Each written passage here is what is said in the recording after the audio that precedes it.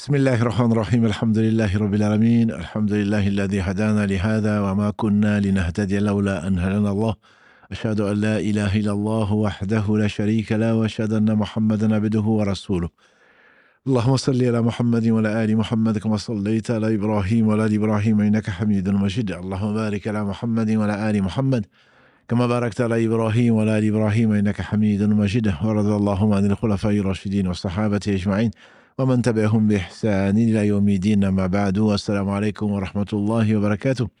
Mes sœurs, mes frères, les louanges, les remerciements, les éloges n'appartiennent qu'à Allah, le premier qui n'a pas de début, le dernier qui n'a pas de fin, l'apparent, le dominant sur toutes choses, le subtil, le bien informé, nous le louons. Lui seul est digne des louanges. Nous revenons vers lui repentant. Il y a vraiment de quoi. J'atteste qu'il est seul digne d'adoration. J'atteste la véracité et l'exemplarité de Mohammed ibn Abdillah. qu'Allah bénisse donc ce prophète, sa famille, ses compagnons. Tous ceux qui les auront suivis dans le droit chemin nous fassent l'honneur d'en faire partie. Bienvenue dans ce jardin du paradis que vous aimez tous et que Allah subhanahu wa ta'ala nous accorde sa satisfaction, sa miséricorde et nous fasse rentrer au paradis. Donc où, Inch'Allah, nous n'aurons pas ni de prière ni autre chose et la respiration et tout le reste sera que le rappel d'Allah subhanahu wa ta'ala. N'est-ce pas que c'est la seule chose qui est vraiment bénie dans ce bas monde? Toute autre chose est maudite, comme l'a dit le prophète sallallahu alayhi wa sallam. Donc, bienvenue dans cette émission qui est la vôtre et qui est donc sur qu'on a appelé l'islam au quotidien parce que nous vivons chacun et donc des situations qui peuvent intéresser les autres. C'est la raison pour laquelle on vous permet en direct de poser ces questions-là et nous essayons d'en donner les réponses pour ce qu'Allah nous facilitera et qui pourraient également donc concerner ou profiter à d'autres personnes qui ne les ont pas posées. Et je sais que vous êtes bien plus nombreux que ceux qui ont l'occasion de poser leurs questions et d'avance. On s'excuse, Karim et moi en particulier, donc pour toutes les questions que vous voulez poser que vous n'arrivez pas. C'est comme les questions à l'écrit, alhamdulillah. Vous êtes très coopératifs, vous participez beaucoup. Simplement, parfois les questions ne sont pas compréhensibles parce qu'avec Instagram ou avec le reste, c'est, comment dirais-je, ce n'est pas assez clair. C'est pas assez clair. Il faut bien les formuler et si vous avez besoin, envoyez un mail en expliquant la question et alhamdulillah, Karim Barakallahu fi va donc faire le transfert et c'est lui donc qui pose ces questions-là. Et si vous n'êtes pas sélectionné, donc c'est de sa faute, c'est pas moi. Et même les questions qui sont là, on peut bien entendu pas, écrites en tout cas, on ne peut pas y répondre toutes parce que ça nous prendrait des heures et des heures. Donc soyez patients et compréhensifs surtout. Priez pour nous et qu'Allah subhanahu wa ta'ala accepte de nous et de vous. Comme d'habitude, donc on va commencer d'abord par le quiz qui paraissait difficile, mais en réalité, la moyenne est très bonne. Aujourd'hui, vous êtes plutôt 1100 environ et la moyenne tourne autour de 13 sur 20. Et encore une fois, pour moi, plus la moyenne est basse, plus on doit y participer.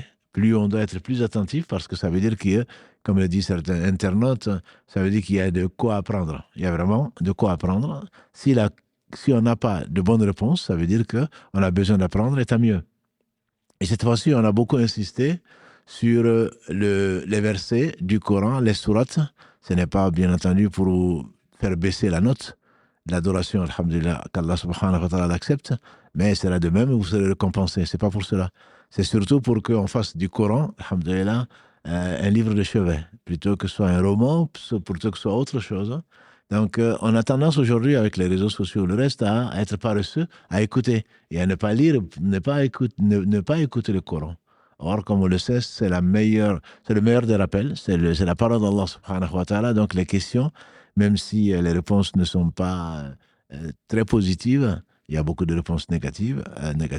J'entends par là, le niveau, les notes sont très très basses dans ces questions-là, mais c'est important de savoir, on a choisi, pour parler de responsabilité, j'ai choisi de vous poser des questions, donc c'est des choses qui nous paraissent fondamentales sur le dogme. C'est pour cela d'ailleurs que ça a été appelé l'unicité d'Allah subhanahu wa ta'ala, dans le quotidien en particulier. Beaucoup d'entre nous font et disent des choses qui ne sont pas correctes, qui peuvent rencontrer la colère d'Allah et donc qui peuvent même parfois faire sortir d'islam. Ce n'est pas le cas des questions qui sont là. Donc il faut vraiment faire très attention. Et alhamdulillah, au moins 12 des 20 questions, vous avez été excellents. Alhamdulillah. Plus de 90% généralement a donné la bonne réponse, ce qui prouve que la foi est ancrée, alhamdulillah, dans vos cœurs.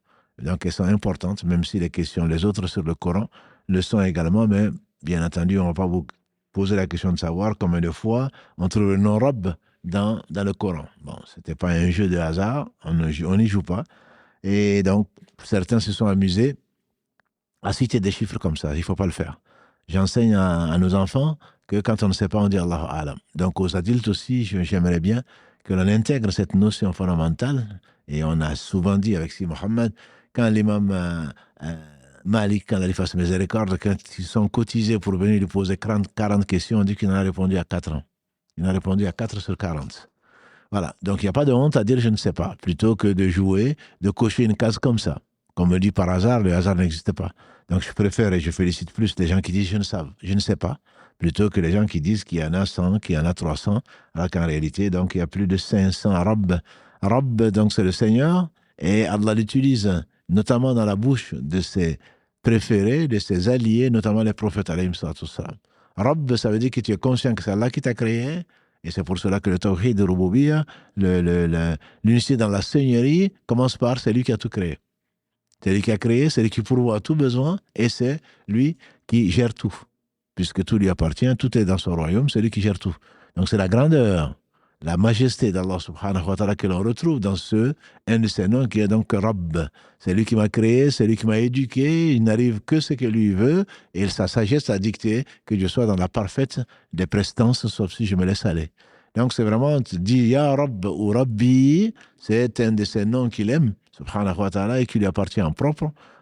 Et donc, quand on dit Ar-Rabb, donc il y a que Allah subhanahu wa ta'ala, c'est lui vraiment qui fait partie, qui fait sortir le vivant du mort, le mort du vivant, donc qui, depuis qu'il a créé, a géré toutes choses et pourvoit à tout besoin. Donc il y a plus de 500 fois dans le Coran, disent les savants qui ne sont pas forcément des statisticiens, mais qui l'ont compté.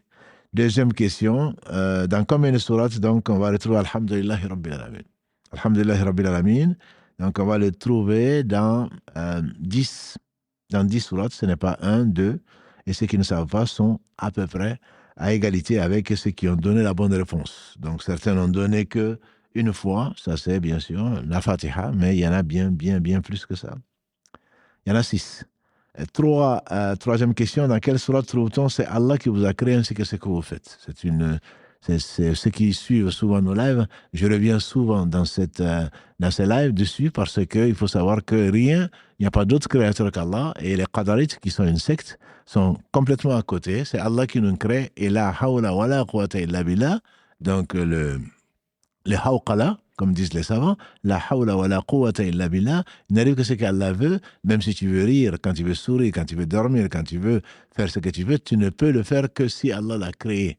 Et c'est Allah qui crée ce que tu fais. Et il le dit donc, Ibrahim alayhi salatu salam, donc dans la sourate 37, verset 96, Wallahu khalaqakum wa ma ta'malun, pour ceux qui ont créé, entre guillemets, qui ont fabriqué des idoles et qui les adorent. Il dit que c'est Allah qui vous a créé ainsi que ce que vous faites. Et c'est Allah qui le dit donc dans la sourate 37 et sourate 37, verset 96.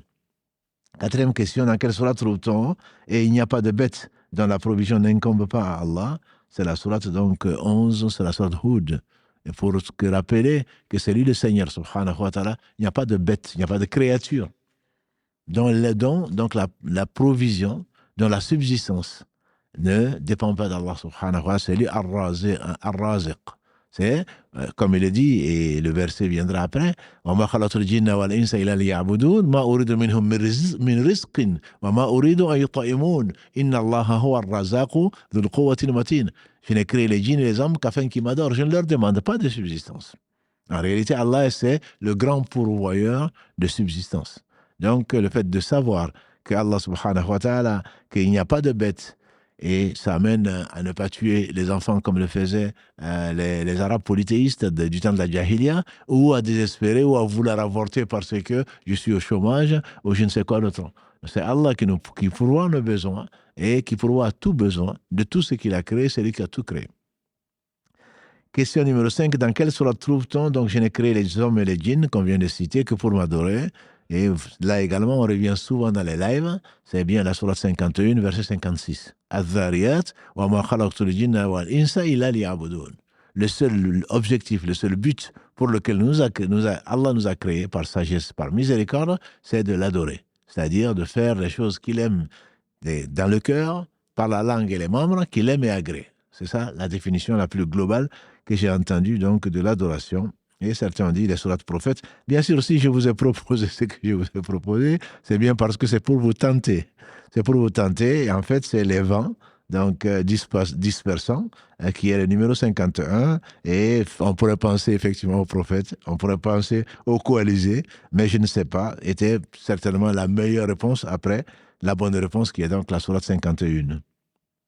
Sourate numéro 6, question numéro 6, dans quelle sourate trouve-t-on? Certes, Allah ne pardonne pas qu'on lui associe quoi que ce soit, et il pardonne en dehors de ça, tout ce qui est en deçà de ça. Donc ça également, on revient souvent dessus, vous devez le retenir, pas parce que c'est un devoir, mais dans le cœur certainement, Allah pardonne tous les péchés sauf de lui associer qui que ce soit. Et ceci, on a souvent dit que c'est une sourate que nous aimons tous et qui s'appelle la sourate Les Femmes et qui est extrêmement riche, comme toutes les sourates, mais celle-là en particulier.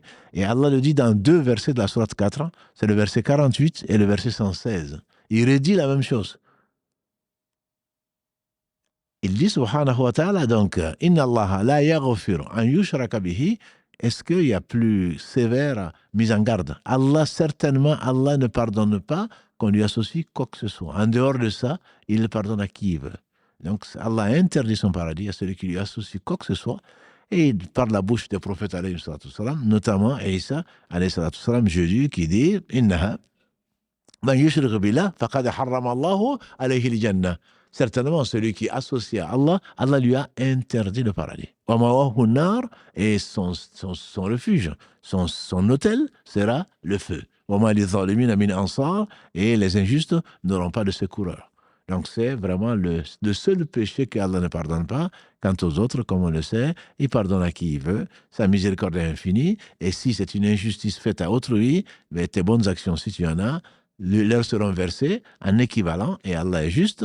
Et si tu n'en as plus, ce sont leurs péchés plutôt qui te seront versés sur ton compte. Et ceci, bien entendu, amène au feu, pas pour l'éternité, parce que tu n'as rien associé à Allah. Celui qui a associé quoi que ce soit à Allah, il ne sortira pas de l'enfer car Allah nous en préserve. Donc c'est le verset 48 et le verset 116 de la sourate 4, la sourate Les Femmes. Plus facile à retenir peut-être. Question 7. Dans quelle sourate trouve-t-on? Certes, l'association shirk est vraiment une énorme injustice. Là encore, on parle de l'unicité, c'est ça le thème. C'est dans la sourate Luqman, j'ai proposé Ibrahim, les prophètes, donc on peut effectivement penser. En fait, c'est Ibrahim, et c'est la sourate Luqman plutôt, et c'est Luqman qui dit à son fils, Ya bunay la tushrik billah, inna shirka la dhulmun adhim, mon cher enfant. C'est parce que je t'aime, parce que j'aime le bien pour toi dans ce bas monde, mais surtout dans l'au-delà. N'associe rien à Allah, parce que l'association à Allah, c'est la plus grande des injustices. C'est lui qui t'a créé, comme il a créé tout, pour voir tous les besoins. Comment tu vas lui donner un assistant, un égal, un pareil, un semblable? Non. Allah, subhanahu wa ta'ala, est bien plus grand, bien plus élevé que ce que les gens, certains ignorants, lui associent. Donc, c'est la sourate Luqman. Et là, de façon surprenante, je dirais, c'est la question qui a rapporté, donc 32%, qui a dépassé même les je ne sais pas. 8, à partir de là, vous avez été excellent, je disais, donc au moins 75%.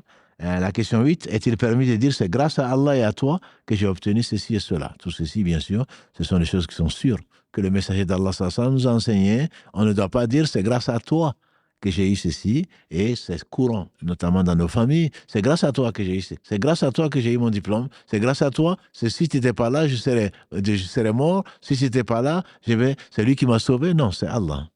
Le prophète nous a enseigné que quand on parle, c'est grâce à, c'est toujours à Allah, puis à toi. Pas grâce à toi et grâce à Allah et à toi. Tu as reconnu que les faveurs viennent d'Allah et tu as associé parce que tu as mis la conjonction de coordination qui est et. Et donc, c'est Allah et toi.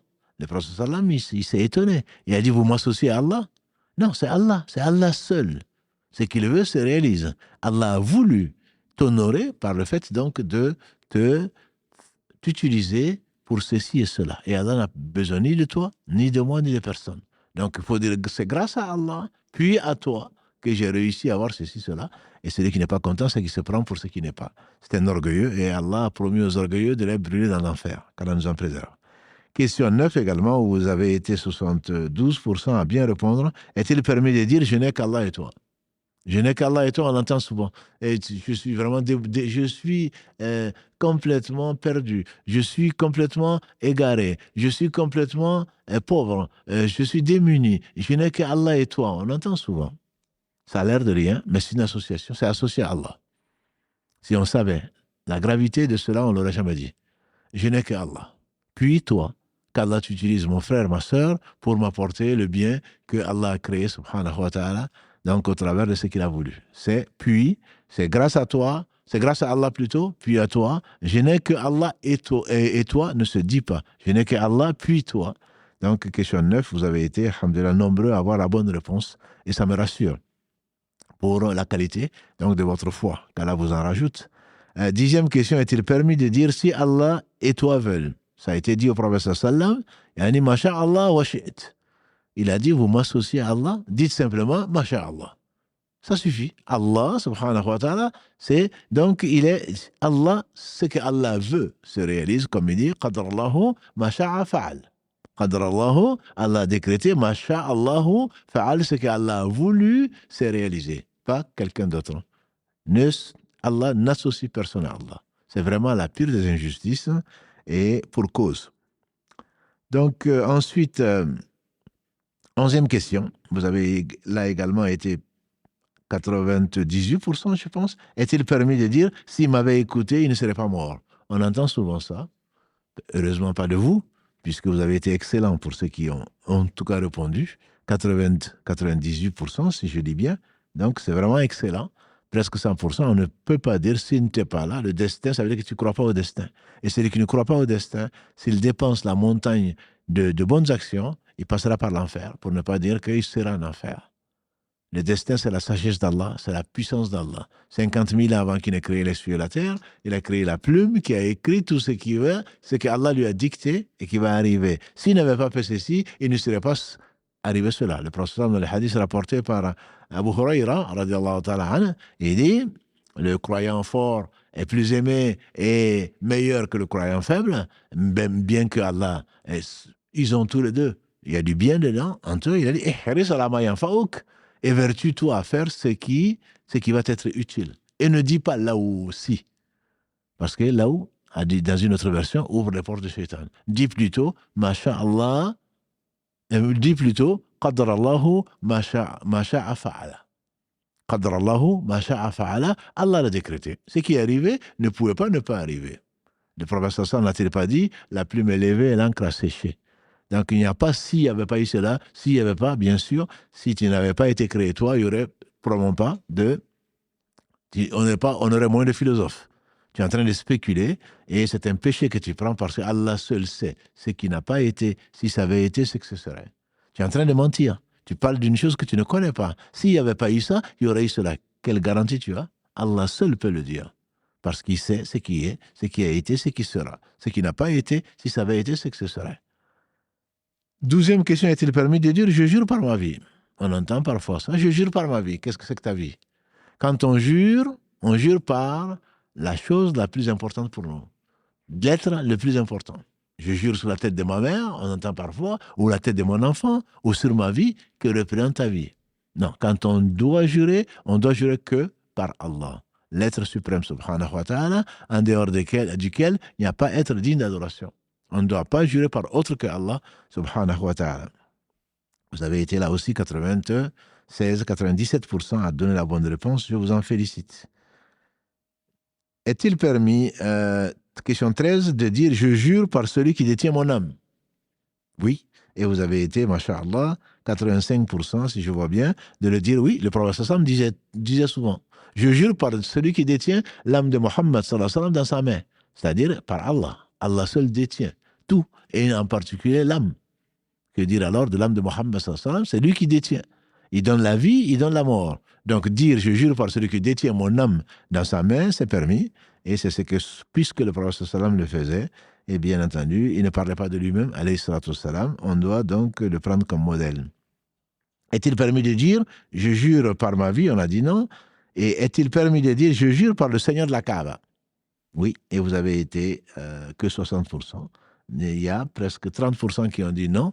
Mais c'est possible. Seigneur de la وبرب الكعبة, le Seigneur, فليعبدوا رب هذا البيت, dans la sourate Al-Fil, qu'ils adorent, dans la sourate Al-Quraysh, فليعبدوا رب هذا البيت الذي أطعمهم من جوع وآمنهم من خوف, qu'ils adorent donc le Seigneur de cette maison. Laquelle maison? C'est la Kaaba. Birab Kaaba, on peut le dire par le Seigneur de la maison laquelle? C'est le Seigneur donc de la Kaaba, et c'est sa maison.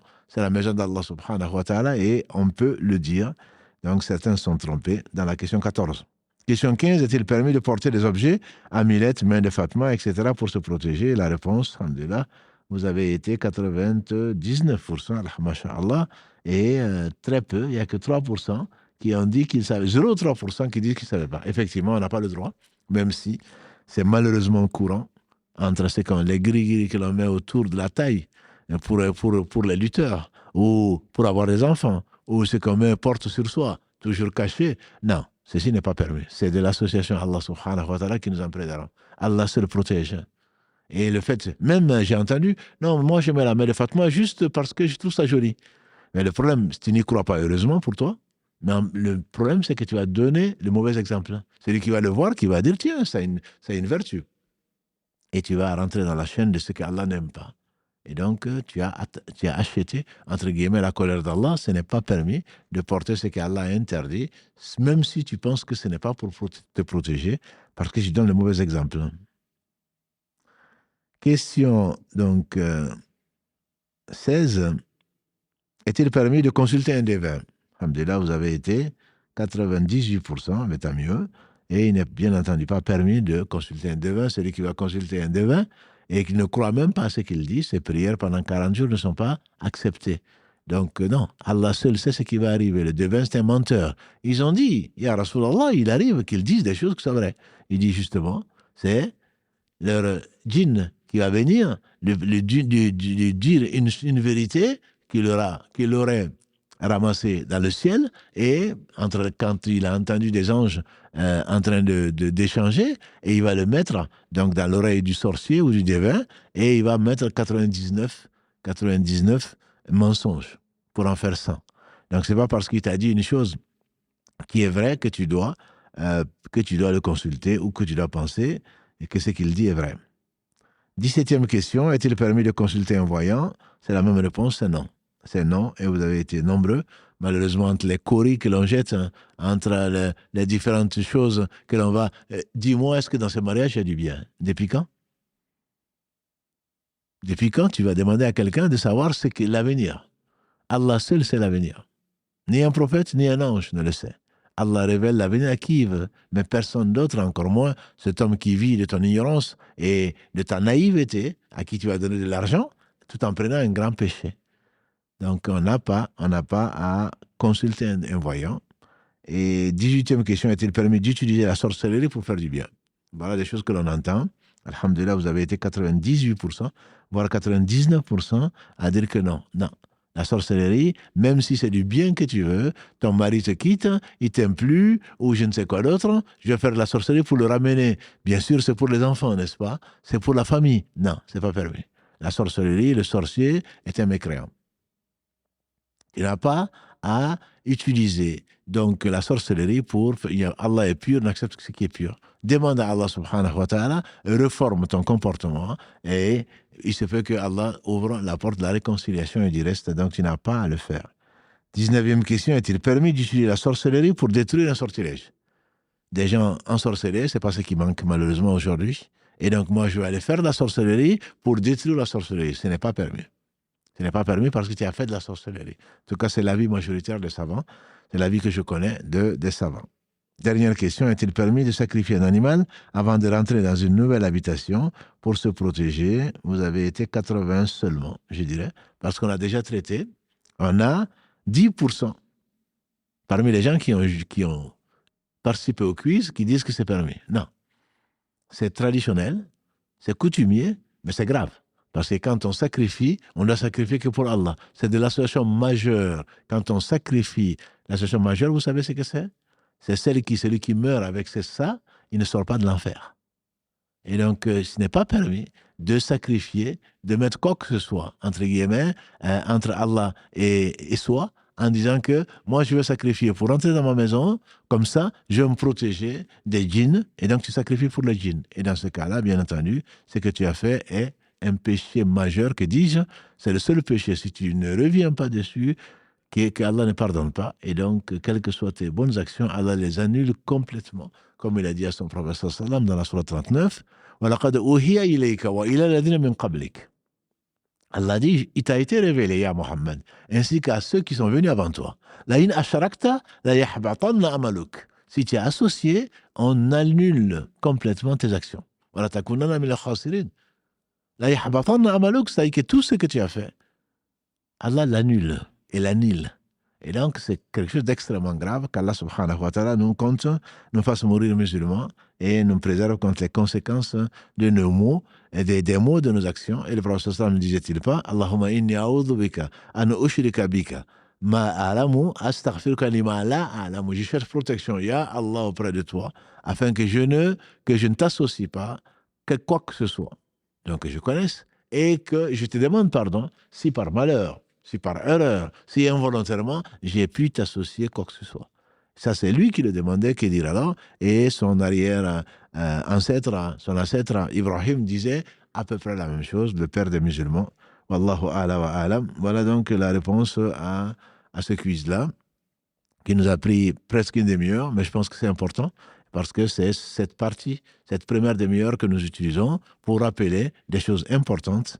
Même j'espère, alhamdoulilah, que ça vous a donné envie d'approfondir votre foi et que ça a corrigé, Inch'Allah, quelques mauvaises conceptions et que ça nous a fait aimer le Coran et revenir au Coran, puisque quand nous parlons, nous disons, comme le disait Ibn Qayyim, quand il fasse miséricorde, la science, c'est Allah a dit, le messager a dit, les compagnons, ils ont dit, et donc, alhamdulillah, qui nous a permis donc de lire le Coran, on espère de le comprendre et de le mettre en pratique. Barakallahu fikum, donc, pour votre participation, et j'espère que vous serez encore nombreux pour le prochain quiz, Inch'Allah, et ceux qui sont à venir. Vous avez demandé de continuer depuis le Ramadan, donc nous continuons, alhamdulillah, qu'Allah l'accepte.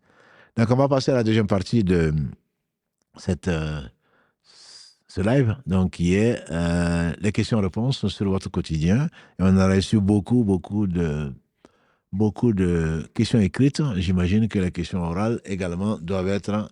Vous cherchez, vous êtes des centaines à vouloir poser vos questions à l'oral, parce que c'est plus facile pour vous que d'écrire. Également, c'est plus clair, puisqu'on peut vous demander des précisions, ce qui n'est pas le cas souvent dans les questions écrites. Encore une fois, je répète, si vous voulez le faire, il faudrait essayer d'être le plus clair ou la plus claire possible pour ne pas nous induire en erreur, dans la mesure où la réponse dépend de la question posée. C'est pour cela qu'il faut faire très attention et on nous a déjà averti que la fatwa n'est valable que pour la personne qui la pose et pas nécessairement pour celui qui la lit, qui pense être dans ce cas-là. Voilà, donc on va passer à cette deuxième partie avec priorité donc au direct.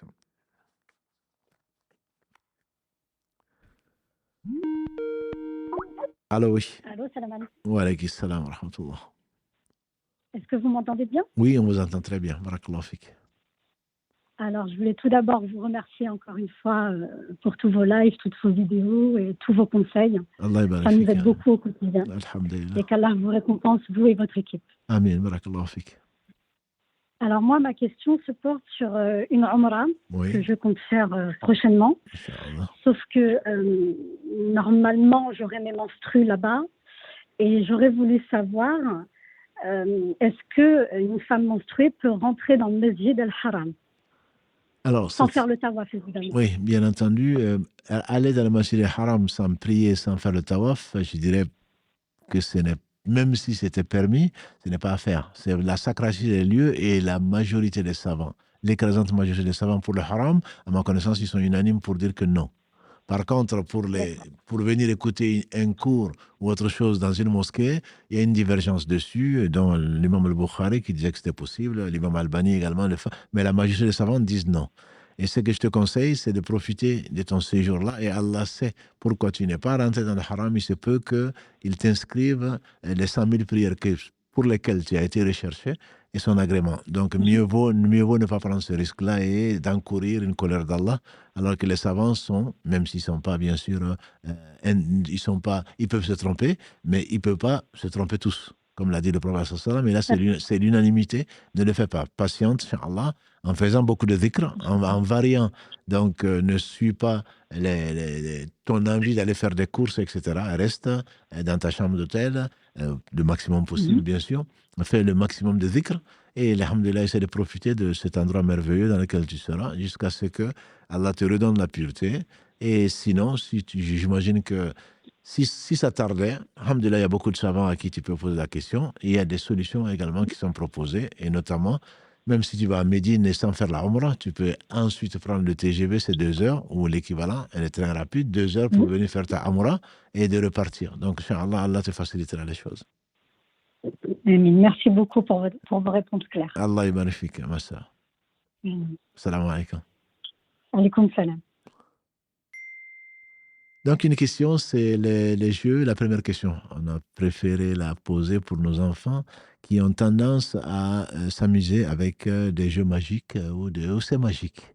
Des jeux, fais ceci, dis 3 fois cela, et puis tu vas voir que ton pied va se lever ou ta main va se lever, etc. Non, ce sont des... Bon, vous n'êtes pas responsable quand vous n'êtes pas encore pubère, mais il ne faut pas jouer à cela. C'est comme maintenant, moi je n'y crois pas, mais est-ce que je peux regarder les vidéos où il y a de la magie, etc. Non, parce que ça commence là. Et Shaitan fait ton éducation, ou s'oppose plutôt à ta belle nature, qui est la nature dans laquelle, la fitra, nature dans laquelle Allah t'a créé. Donc déjà, éloigne-toi du faux en général, tout le faux. Et ensuite faire semblant pour faire des choses qui sont extraordinaires. Le magicien ne cherche pas autre chose qu'à imiter Allah. Eh bien, Allah n'aime pas le magicien. Le magicien est un mécréant.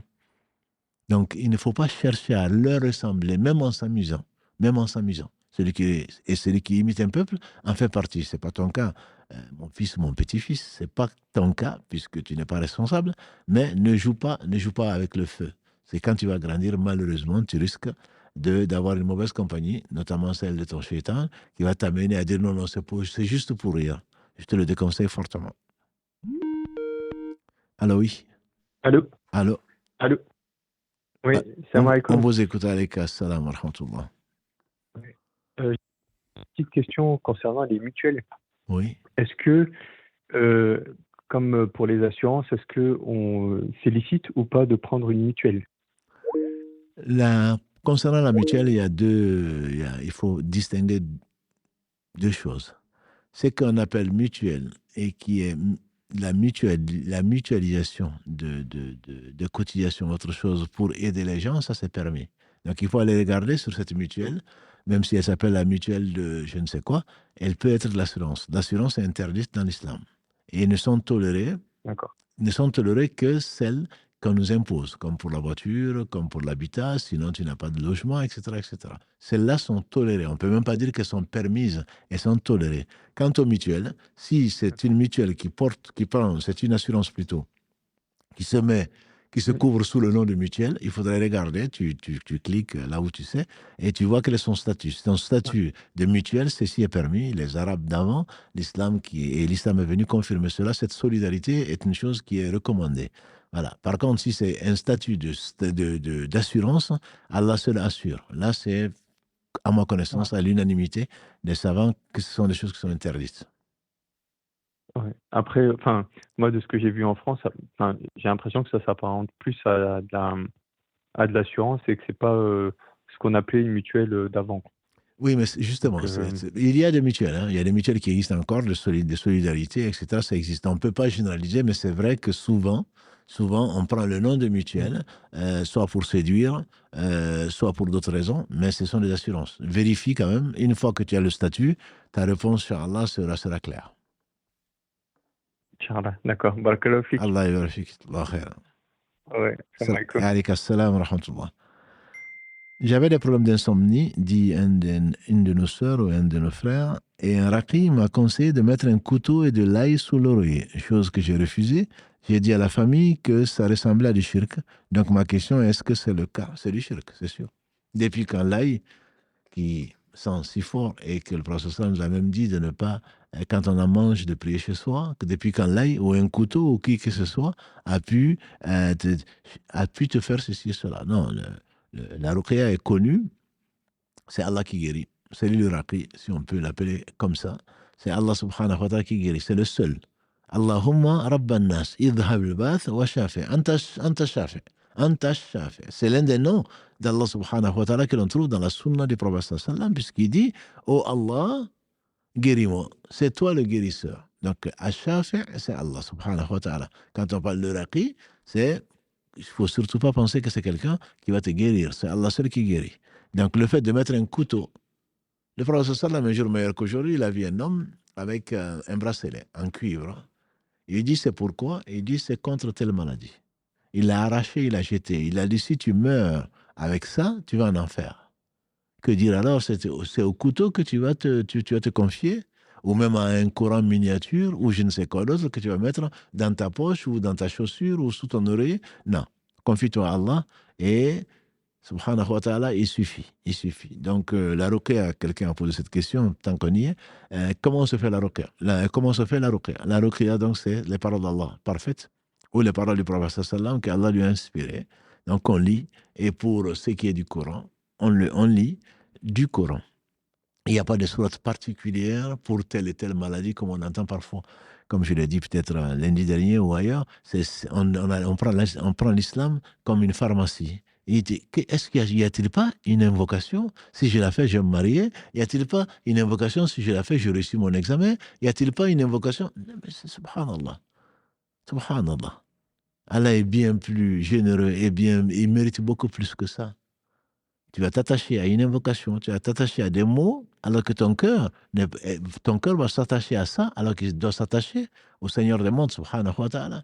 Quelle que soit la formulation que tu vas faire, tu connais peut-être pas beaucoup de Coran, tu connais peut-être pas beaucoup d'invocations, mais tu connais ton Seigneur. Si tu le connais, je ne désespère pas qu'il va répondre à tes questions. Il a promis de l'interroger et de l'invoquer, et il répond. Donc n'en doute pas.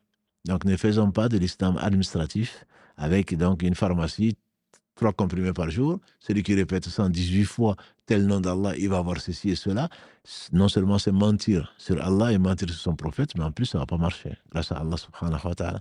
Donc la ruqya, c'est tu prends du Coran, c'est que tu connais. C'est que je peux vous conseiller et me conseiller moi-même, et la pratique des savants, la Fatiha. Le prophète sallam, d'après le hadith Abu Saïd al-Khudri, Allah a guéri donc un homme musulman par la Fatiha. Ibn Qayyim disait qu'il était à Kaaba, il était à la Mecque. À un moment, il n'avait pas trouvé de médecin, et il lisait la Fatiha sur l'eau, et il le buvait, Allah l'a guéri. Voilà. Donc, Qul huwallahu ahad, Qul a'udhu birabbil falaq, Qul a'udhu birabbin nas, Ayatul Kursi, et c'est que tu connais du Coran. Lis-le avec l'intention que celui qui a envoyé cette parole noble et parfaite te guérisse.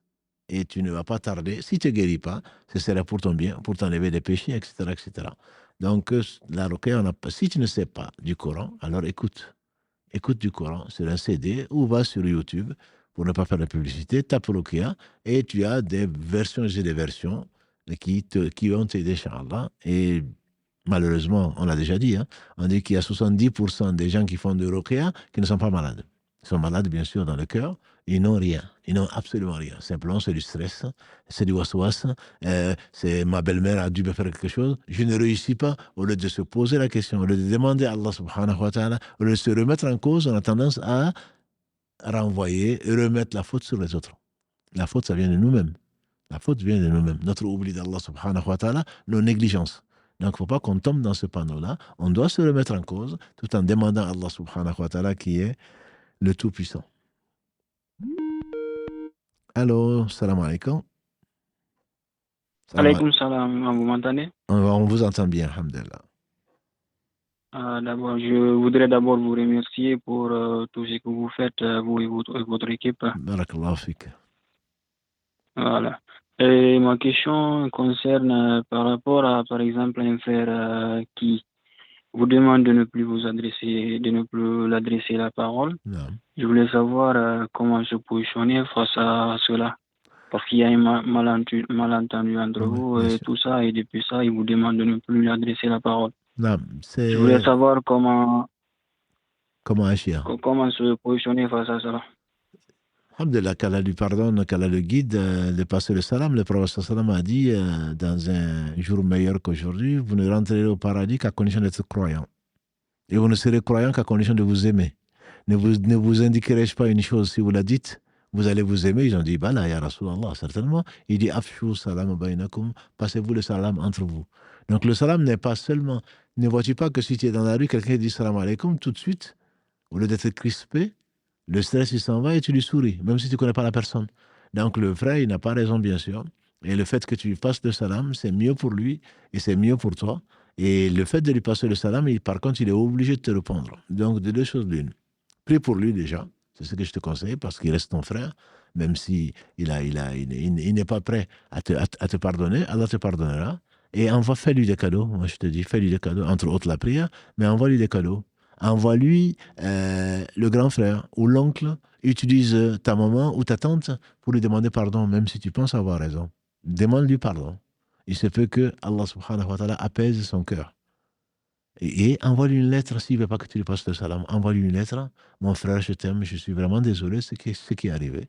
Et au moins, tu auras dégagé, Inch'Allah, ta responsabilité et tu l'auras fait pour Allah, subhanahu wa ta'ala. Tu auras chassé Shaitan qui est l'orgueilleux et qui l'amène, lui, malheureusement, à de l'orgueil. Je ne te pardonnerai pas. Et si Allah ne lui pardonnait pas. Voilà. Donc, ne cherche pas à avoir raison. Envoie-lui un message, envoie des gens pour lui demander pardon et peut-être que Allah subhanahu wa ta'ala va adoucir son cœur et ce sera l'occasion pour lui que Allah lui pardonne. D'accord, merci Imam pour votre réponse. Avec plaisir. Et que Dieu nous guide tous. Amin, barakallahu fik, mon frère. Salam alaikum. Comment appeler nos parents à la recherche de la science et à l'amélioration de leur spiritualité lorsqu'ils sont bornés sur des fondements douteux de religion mêlés à de la coutume? Ils pensent être dans la vérité alors qu'ils font preuve de beaucoup d'innovation, parfois d'ostentation et de shirk qu'Allah nous en préserve. Amin. Certainement, le problème c'est que s'ils savaient, ils veulent du bien pour toi, mon frère, ma soeur, mais ils ne connaissent pas le bien. C'est bien pour cela que les polythéistes ont combattu les meilleurs des hommes, que sont les prophètes, alayhi salatu wassalam. Les meilleurs des hommes après les prophètes, que sont les compagnons, ont été combattus, agressifs vis-à-vis de ces gens qu'Allah aime parce qu'ils sont en ignorance. Moi, ce que je te conseille, ma soeur ou mon frère, c'est avant tout de prier pour eux. Parce que s'ils savaient leur destination, en mourant dans cet état, ils ne l'auraient pas fait. Et donc, tu veux du bien pour eux, alors sois avant tout reconnaissant pour ce que Allah a voulu, dont ils sont les causes secondes. Prie pour eux. Ensuite, après la prière, il faudra avoir le meilleur comportement avec eux. Je disais souvent, même Ibrahim, alayhi salatu wassalam, le père des musulmans, disait souvent Ya Abati dans le Coran, dans la sourate Mariam en particulier, Ya Abati, oh mon cher père, oh mon cher père. C'est par amour donc que tu dois les appeler à Allah. Ensuite, alhamdulillah, quand tu vas revenir de mosquée ou ailleurs, ne te prends pas pour ce que tu n'es pas. Ne te prends pas pour un censeur ou un donneur de morale. Avec gentillesse, je viens d'apprendre ça, ce qui est vrai d'ailleurs, je viens d'apprendre ça et je ne savais pas. Et votre imam, masha'Allah, j'ai été à la mosquée, voilà ce qu'il a dit, etc. Donc, de fil en aiguille, le fait que tu te réfères aux gens, des gens en tout cas, tu te réfères à des gens auxquels ils font confiance, alors que toi, tu n'es que leur enfant, ils prendront certainement moins de toi que des personnes de confiance. Donc, ils font confiance à des personnes pour peut-être passer par ces imams-là pour qu'ils fassent des rappels, que ce soit le vendredi ou ailleurs, sur tel et tel sujet que tu trouves important et certainement tu les aimes. C'est bien pour ça que tu as posé cette question-là. Et effectivement, il y a beaucoup, beaucoup d'ignorance dans la communauté, y compris en France. Ce que je dis, l'ennemi pour moi de l'islam, ce sont les musulmans qui sont ignorants. Et s'ils se taisaient ou s'ils apprenaient, au moins qu'ils se taisent. Pour ne pas dire, voilà ce que c'est que l'islam. Non, pour nous, c'est comme ça, etc. Alors que c'est la religion d'Allah, subhanahu wa ta'ala, parfaite, comme lui, c'est le parfait. Alors, salam alaikum. Salam alaikum. Salam alaikum. Karim, on a dû perdre. Non. Donc, on va passer à une question écrite. Je voulais vous poser une question concernant le sujet du jour. Alors, j'ai accouché grâce à Allah de mon troisième enfant il y a peu, alhamdulillah. Et donc, je n'arrive pas à retenir mes gaz malgré cela, que j'ai repris la prière. Du coup, je fais mes ablutions au dernier moment et j'ai fini par prier assise car sinon, je n'arrivais pas à me retenir durant la prière. Ma prière est-elle valide et j'ai le droit de prier assise pour cette raison-là. Tu as le droit de prier, il faut prier. Il faut prier et à l'heure, dans la position que tu peux faire. Ça, c'est la définition globale. Donc, parce que la prière, même les compagnons du prophète sallallahu en pleine bataille, Allah ne les a pas dispensés de prière. Quand tu es parmi eux, dit Allah subhanahu wa ta'ala, et que tu es parmi eux, tu diriges la prière. Une partie se met en barrière, en obstacle, en face de l'ennemi, l'autre va derrière toi et prie. Donc, la prière, il faut la faire de toute façon. Maintenant, dans ton cas, c'est que effectivement qu'Allah te guérisse. J'imagine que tu vas consulter une gynécologue, tu vas consulter ton médecin. Donc, il faut consulter. Ne reste pas dans cet état-là. Allah n'a pas fait descendre plutôt de maladies sans faire descendre de médicaments. Et en même temps, je te conseille de faire ces ablutions comme tu le fais au dernier moment. Et je te conseille, si tu peux prier debout, prie debout. Ce n'est pas parce que tu seras assise que la prière assise est permise, bien entendu, dans les prières surrogatoires. Mais si tu es assise pour faire la prière, c'est que vraiment tu n'as pas le choix. Moi, je te conseille de faire les ablutions, de dire Allahu Akbar debout, et peu importe ce qui peut arriver. C'est comme l'incontinence, peu importe. Allah sait, et tu continues ta prière sera, Inch'Allah, valide. Ta prière sera valide, Allah sait qu'il t'a éprouvé par cela, et que tu as tout fait pour éviter donc ces inconvénients-là, mais qu'ils sont quand même arrivés, et ta prière est valide, et tu n'arrêtes pas la prière, tu continues ta prière, et ta prière sera valide, Inch'Allah. J'en profite pour répondre à une autre question qui est écrite, et c'est est-ce que quand je perds mes ablutions, est-ce que je continue ou est-ce que je m'arrête? Quand tu perds les ablutions, consciemment, je ne parle pas de waswas, le prophète alayhi salatu wa sallam nous a dit n'arrêtez la prière que si vous entendez un bruit, donc de pète, ou vous sentez donc une odeur. De façon, donc je suis sûr que j'ai perdu les ablutions, pas un problème, un bruit qui vient du côlon ou de l'intestin grêle ou je ne sais quoi l'autre, voilà, qui me fait penser, j'ai tenté dit, tu as perdu les ablutions. Non, tu as les ablutions tant que tu n'as pas la certitude que tu ne les as pas. Après, quand tu es sûr que tu as perdu les ablutions, tu ne dois pas faire un seul mouvement de la prière. Si tu es assis, tu restes assis ou assise. Si tu es debout, tu sors des rangs. Et comme la sutra, le domaine sacré, donc c'est qu'on met devant soi, c'est l'imam, on ne doit pas passer devant l'imam, mais on peut passer devant les autres prières. Et si tu as honte, ben tu restes assis. Mais surtout, tu ne pries pas avec les autres parce que c'est un très grand péché que tu auras fait. C'est que tu auras eu honte des gens, de leurs commentaires, et tu n'auras pas eu honte d'Allah subhanahu wa ta'ala. Allah t'a dit pour ton bien qu'il faut te purifier. Quand tu as perdu les ablutions, tu ne dois pas continuer la prière, même pas faire un seul mouvement. Si tu es dans la première raka, tu sors, tu refais tes ablutions. Si tu es dans la dernière raka, ben tu patientes et pour ne pas passer devant les gens, mais il t'est permis de passer devant les gens. Si tu penses avoir une chance quelconque de pouvoir rattraper une seule raka, tu la feras. Sinon, compte sur ton Seigneur subhanahu wa ta'ala de te récompenser par une prière faite en groupe parce que tu l'as commencé en groupe et Allah t'a éprouvé et donc tu n'as pas pu continuer. Mais surtout, tu ne fais pas un seul mouvement de la prière quand tu es sûr d'avoir perdu les ablutions.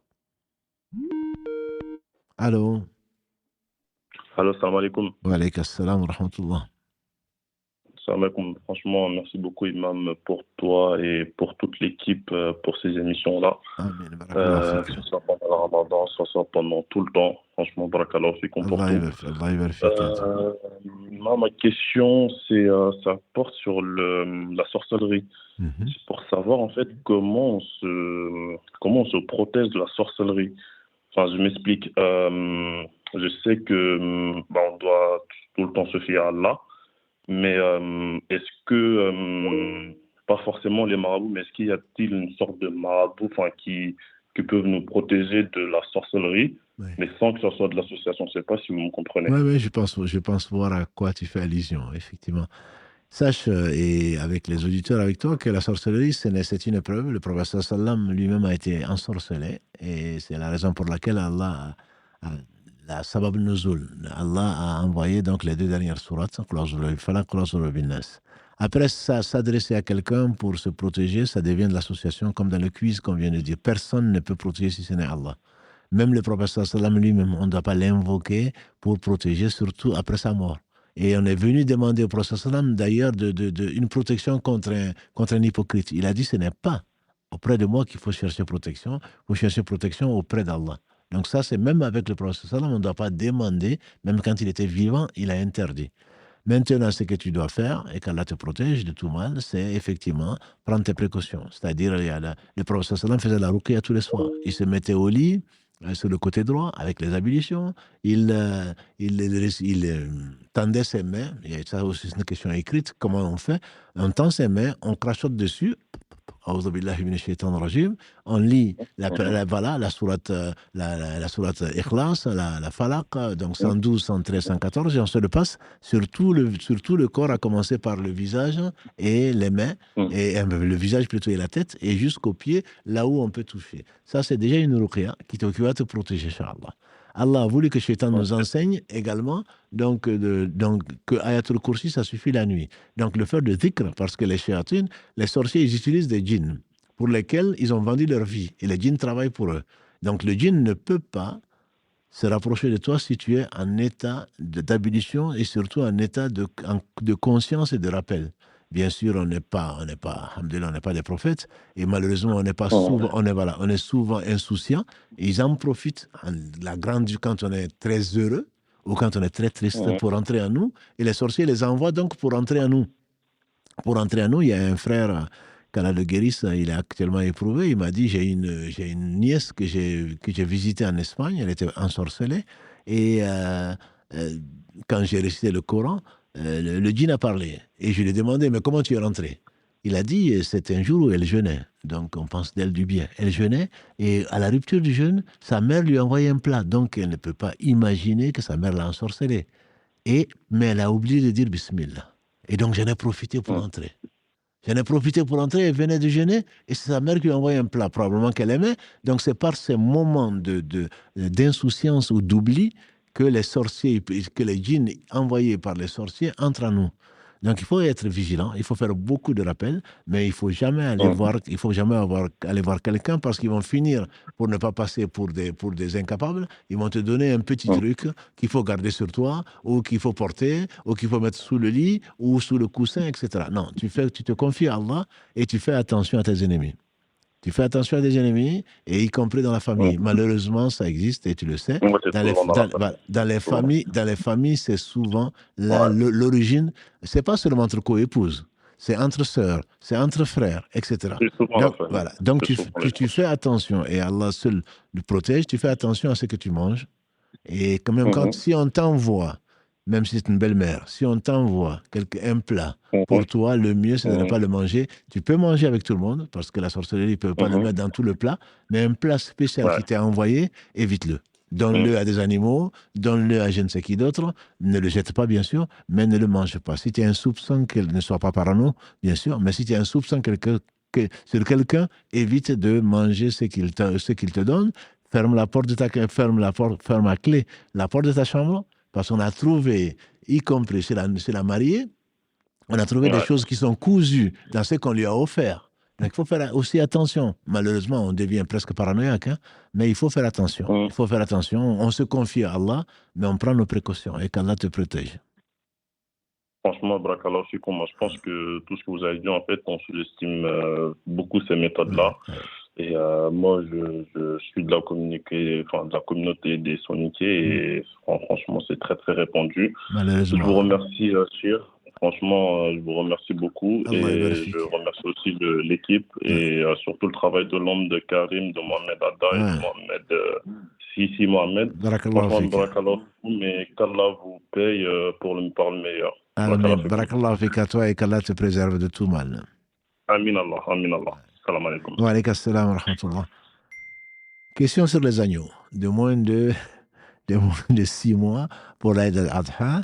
Un agneau, bon, bien sûr, pour l'Aïd al-Adha, on peut sacrifier un agneau, sacrifier plutôt un mouton, et le prophète sallam sacrifiait le meilleur, donc c'était le plus beau, c'était le plus... Je ne parle pas des vieux moutons dont la chair, tu ne peux même pas la mâcher, c'est pas ça, ni le moins cher, comme souvent on a tendance à le faire, non, c'est vraiment le meilleur. C'est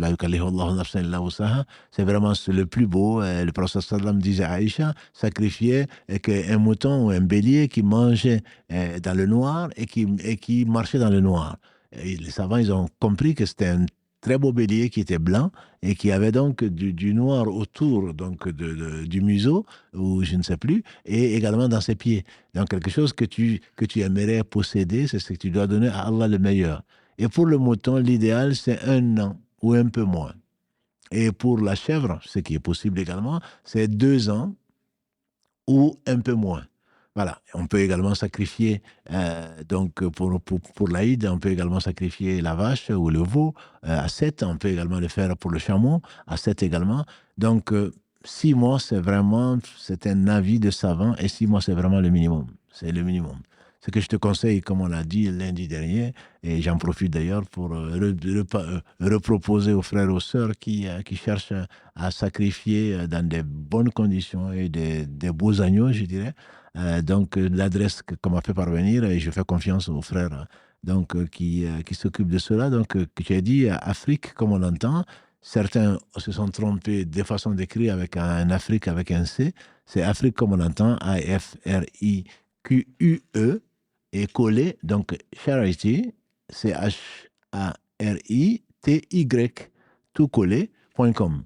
Donc, on pourrait le faire là, comme on peut le faire à Firdaus Charity, comme on peut le faire à d'autres sites, comme la plateforme des musulmans. D'autres, donc, nous proposent cela, et mieux vaut ça plutôt que d'insister pour être à la frontière du permis, c'est-à-dire 6 mois paraît vraiment le minimum, et actuellement, dans les élevages, c'est pas facile d'en trouver. Donc, de plus de 6 mois, effectivement, je le reconnais. Salam alaikum. Wa alaykum salam wa rahmatullahi. J'aimerais savoir comment déterminer l'heure de la prière en été par rapport à l'ombre. Si le zawal, c'est au moment où le soleil s'incline. Est-ce qu'en été, hiver, c'est juste, il faut rajouter 1 heure, ou non, il faut bien regarder l'ombre quand ça commence à décliner, Inch'Allah? Par rapport à... Ça dépend de ta position. Je ne sais pas d'où tu vis, mais bon, ça dépend de ta position donc, géographique. Si tu vis en Afrique du Sud, ce qui n'est pas ton cas, certainement. Si tu vis au pôle Nord, c'est pas normalement... Voilà. Je vis dans le nord de la France. Voilà, donc si c'est dans le nord de la France, c'est sûr que, voilà, Allah yurfik. On est dans des positions qui ne sont pas normales. La position normale serait à la Mecque, serait à Tombouctou, ce serait donc cette longitude-là, ce serait la position normale où on peut effectivement déterminer par rapport à l'ombre. Donc le zawal, c'est quand on n'a pas, c'est midi officiellement, dans un endroit de ce genre où on n'a plus d'ombre du tout. Donc le dohor, c'est quand l'ombre donc, va commencer à s'allonger. À Lille ou dans le nord, ce que je te conseille, c'est tout simplement, surtout que c'est le nord de la France, il vous manquait parfois le soleil, ce qui n'est pas notre cas, voilà, beaucoup de soleil. Donc n'attends pas que le soleil sorte pour faire ta prière. Je te conseillerais vraiment d'utiliser, alhamdoulilah, les calculs horaires, des calculs des heures, et en général, les calculs sont corrects bien sûr, mais quel que soit, pour le dohor, pour le maghrib, généralement, il n'y a pas de divergence entre les 5 méthodes différentes de calcul. Donc, je te conseillerais de te fier au moins pour le dohor ou pour le maghrib, ça c'est la météo. Pour le shuruq, c'est également la météo. Donc, je te conseillerais plutôt à Lille ou ailleurs de te fier plutôt que d'aller chercher, sauf si bien sûr tu n'es pas connecté. Auquel cas, alhamdoulilah, tu vas effectivement attendre que l'ombre soit un peu plus allongée pour faire le dohor. C'est ce que je te conseille en tout cas. Barakallah. Je veux dire par là, oui. C'est 14h dehors. Donc, si on prie à la mosquée, c'est 14h. Oui. Même si on prépare la mosquée, on va dire pour l'après des Douha. Donc, on s'arrête à 14h. D'accord. D'accord. Jusqu'à Douha. Je comprends mieux. L'après Douha, donc pour ceux qui ne connaissent pas ce que c'est, peut-être qu'ils savent tous. L'après Douha, c'est la prière, comme l'a dit Abu Huraira, mon ami le prophète sallam m'a conseillé 3 choses: de faire 2 rak'ah pour le Douha, de jeûner 3 jours par mois, et également donc de faire le witr avant de dormir. Donc, Douha, c'est 2 rak'ahs qui viennent compenser tout ce qu'on doit à Allah subhanahu wa ta'ala, tout ce que les 360 articulations doivent à Allah. Donc, c'est ce qu'on fait depuis le lever du soleil, que le soleil soit bien levé, jusqu'au zawal. Donc, effectivement, si il est marqué, comme actuellement en France, 14h, on peut faire la prière du Douha jusqu'à, je dirais, 13h30. Mieux vaut le faire avant. mieux vaut le faire avant. Mais si on ne l'a pas fait, on peut le faire jusqu'à 13h30. Mais après, on va s'approcher plutôt du zawal, donc de midi, heure solaire. Et donc là, mieux vaut éviter de s'approcher de ça. Si c'est 14h, mieux vaut que tu fasses ta prière de Doha. Moi, je dirais plutôt à midi. Ce serait une très bonne heure. À 11h également, si tu ne travailles pas ou si c'est un jour férié. Sinon, à midi, à 13h, c'est encore bon. Mais à partir de 13h30, tu commences à rentrer dans une zone, je dirais, qui n'est pas recommandée.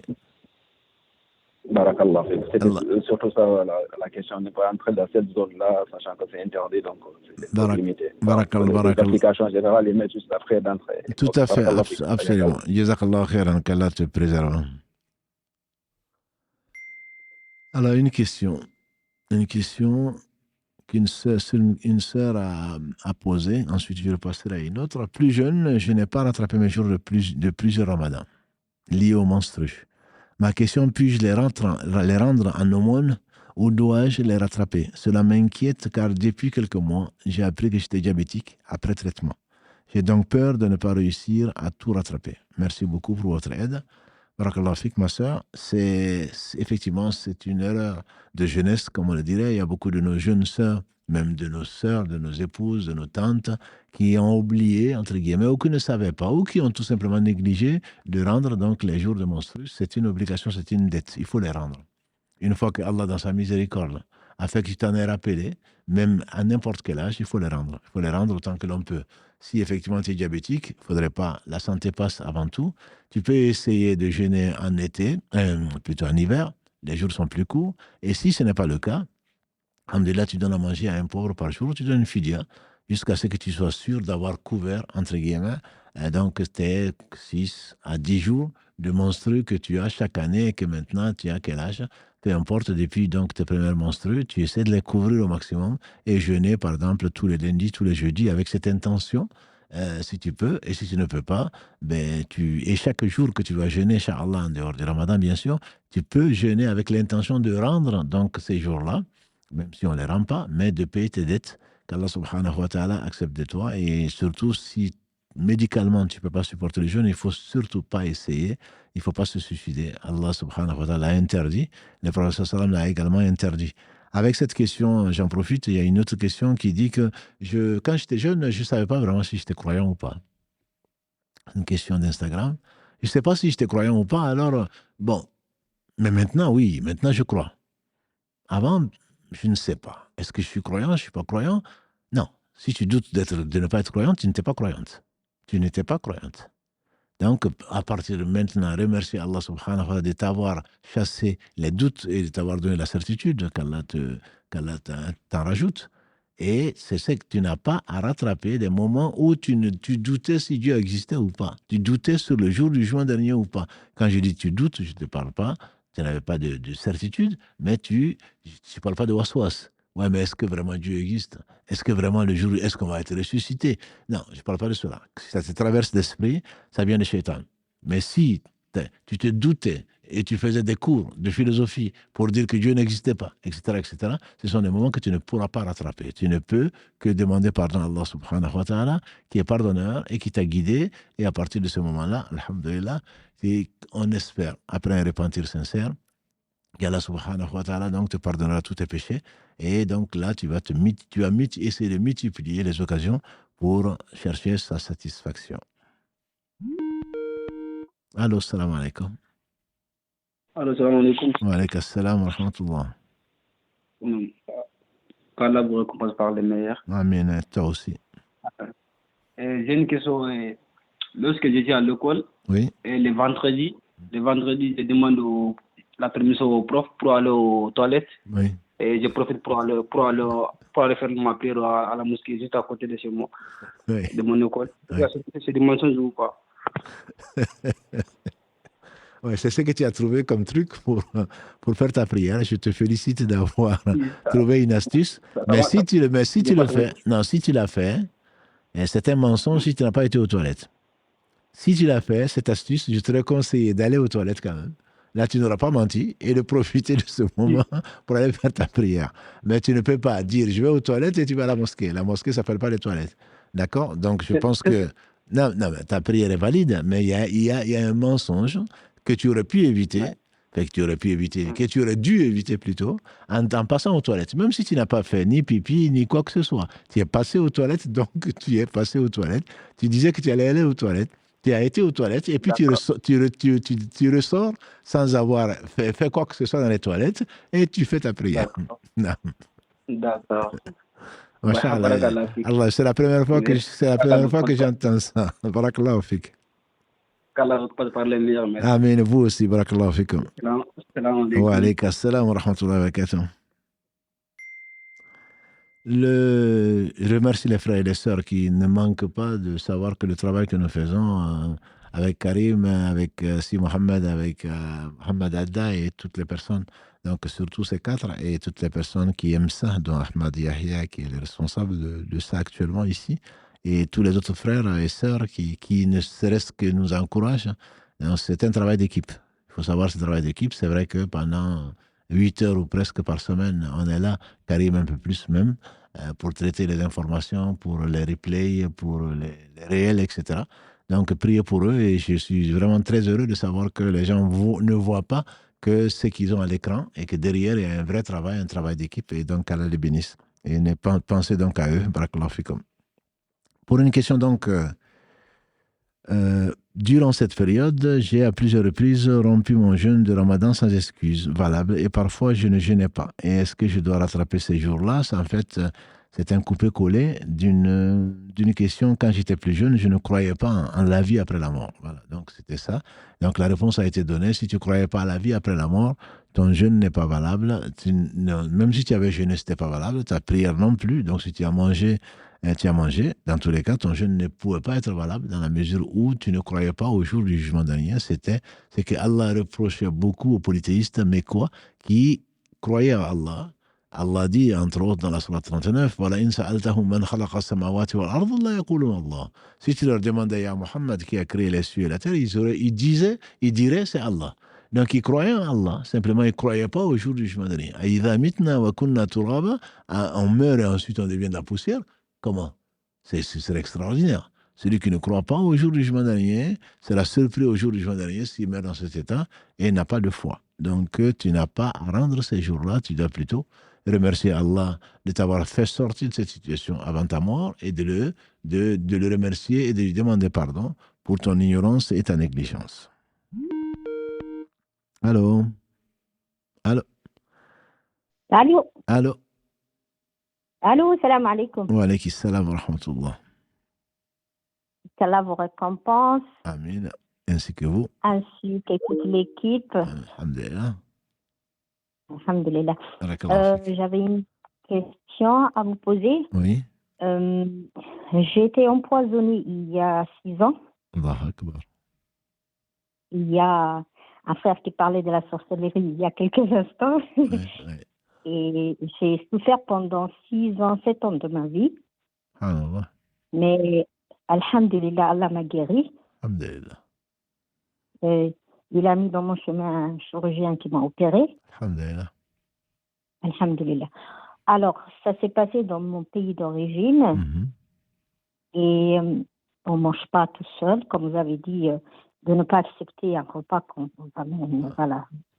On mange en groupe. Ouais, c'est exactement ça. Ce sont les mauvaises habitudes. Voilà. Et je ne sais pas comment ça s'est vraiment passé, mais ça s'est passé. Maintenant, ma question est, lorsque je repars au pays, parce qu'il y a maman et toute la famille qui sont là-bas, oui. On m'invite là-bas. Comment je ne peux pas mentir? Parce que sinon, je vais devenir monafir et dire, voilà, on m'a invité quelque part, ça veut dire que je mens. Et j'ai peur que ça se reproduise parce que je ne sais pas qui m'a fait ça. Et comment gérer cette situation qui est vraiment, qui me ronge de l'intérieur. Alhamdulillah, c'est une épreuve par laquelle Allah subhanahu wa ta'ala vous a certainement purifié.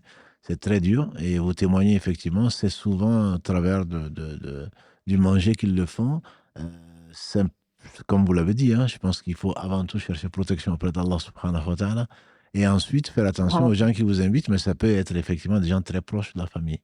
Donc, vous ne pouvez pas, Tout il à ne fait. faut pas se fermer ou alors il ne faudrait pas y aller. Si vous y allez, vous prenez le Oui, risque de vous tromper. Donc, je oui, pense qu'il faut oui. juste penser du bien des gens, sauf les gens avec une attitude qui est douteuse. Il faudrait faire attention, demander la protection auprès d'Allah, y aller, ne jamais Allah. manger un plat seul. Et si on vous donne un plat, vous remerciez la personne.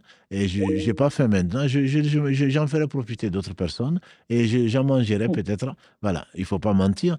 Mais il y a des expressions, comme par exemple j'ai déjà mangé ou je vais manger plus tard, ce qui est vrai. Ne dites pas je vais en manger plus tard. Je vais manger plus tard, ce qui est vrai. Inch'Allah, quand vous aurez faim, vous allez manger autre chose. Et j'ai déjà mangé ce qui est vrai, même si c'est hier. Donc j'ai déjà mangé. Non, non, D'accord. voilà.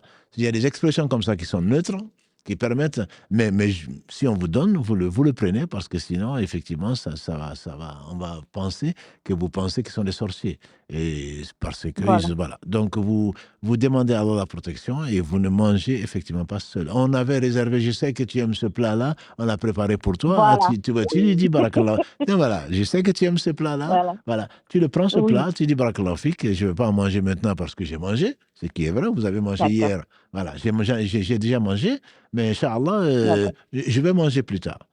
Vous n'allez pas dire je vais en D'accord. manger plus tard. Je vais manger plus tard. Donc, Inch'Allah, vous l'amenez et vous vous en débarrassez d'une façon ou d'une autre sans gaspillage et ne prenez pas, ne mangez pas ce qu'on va vous donner. C'est surtout la protection d'Allah subhanahu wa ta'ala donc qui vous suffira. Et qu'Allah Subhanahu wa ta'ala. vous protège. Amin, amin. Qu'Allah vous préserve, Amin. qu'Allah vous donne tout ce que vous voulez, vous, à vous, tout à l'équipe. Là, je Barakallah vous fik. suis et vraiment, vous êtes un cadeau pour nous. Vous répondez aux questions et voilà, j'ai vraiment j'ai des questions que je me posais toute seule. Je l'ai retrouvées. Alhamdulillah. Je l'ai Alhamdulillah. retrouvée, alhamdulillah. Alhamdulillah. Qu'Allah vous récompense. Allah Salam yabarak. alaikum. Alayki salam wa rahmatullahi wa barakatuh, ma sœur. Est-ce que le beau-père est un mahram en islam? Le beau-père, on appelle beau-père le mari de notre mère. Oui, bien sûr. Une fois qu'il a consommé le mariage, oui, c'est un mahram. Un mahram, donc, c'est un tuteur légal, si on peut l'appeler ainsi. C'est quelqu'un qui ne peut pas vous épouser. Un mahram, c'est le père, c'est le frère, c'est l'oncle, c'est le neveu, voilà. Je ne parle pas du cousin, ni c'est mon oncle par alliance, non. Je parle donc de ce que l'oncle de sang ou de lait. Parce que le père de lait plutôt, donc tu as également des frères de lait parce que vous avez tété le même sein. Donc ça existe et ça c'est connu. Mais le beau-père, oui. Et le beau-père, celui qui a épousé ta mère, est un mahram et ne doit à jamais t'épouser. Et ça, c'est dans une société musulmane, même non musulmane, je ne connais pas de société où on autoriserait à quelqu'un d'avoir épousé la mère et d'épouser également la fille, même après divorce. Voilà, donc c'est bien effectivement ton mahram, il n'y a pas de souci. Si tu parles du voile, tu peux te dévoiler devant lui, sauf si c'est un pervers, parce que ça existe malheureusement, il y a des beaux-pères, et on m'en a parlé.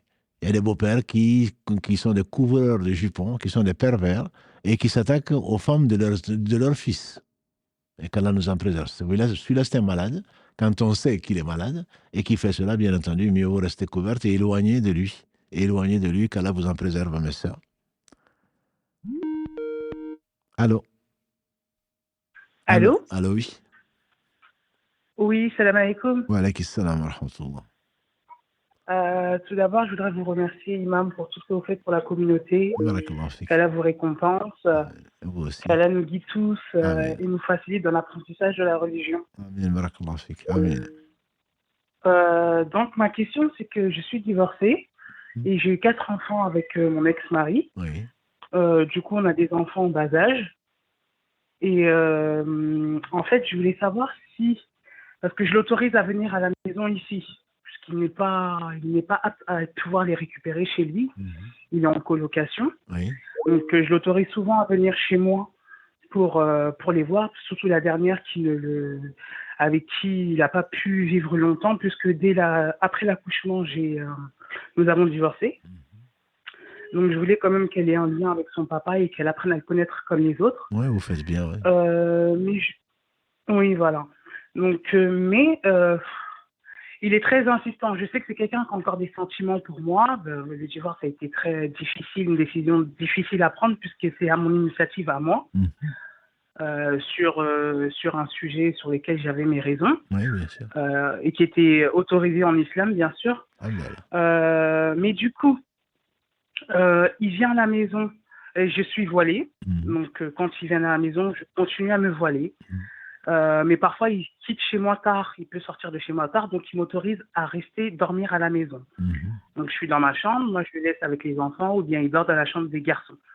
Est-ce que c'est quelque chose qui est autorisé ou pas? Je me pose la question. Si vous posez la question, c'est qu'il y a un danger. Vous connaissez cet homme qui a été votre mari, le père de vos enfants. Donc, je pense qu'il faut juste prendre des précautions et ne pas se retrouver seul, comme l'a dit le professeur Sallam, de ne pas s'enfermer. Et les savants rajoutent même pour apprendre du Coran. Donc, il vous a connu, vous l'avez aimé, il vous a aimé, il continue de vous aimer. Donc, le risque n'est pas nul, pour ne pas dire qu'il est réel. Il est réel, surtout que vous, les femmes, vous avez un sixième sens et il peut être insistant.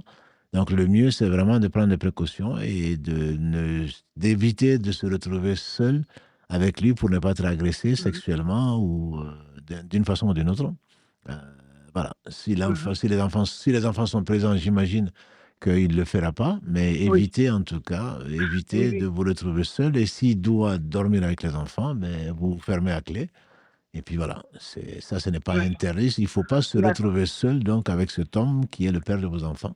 Surtout que vous êtes consciente du réel danger, quoi.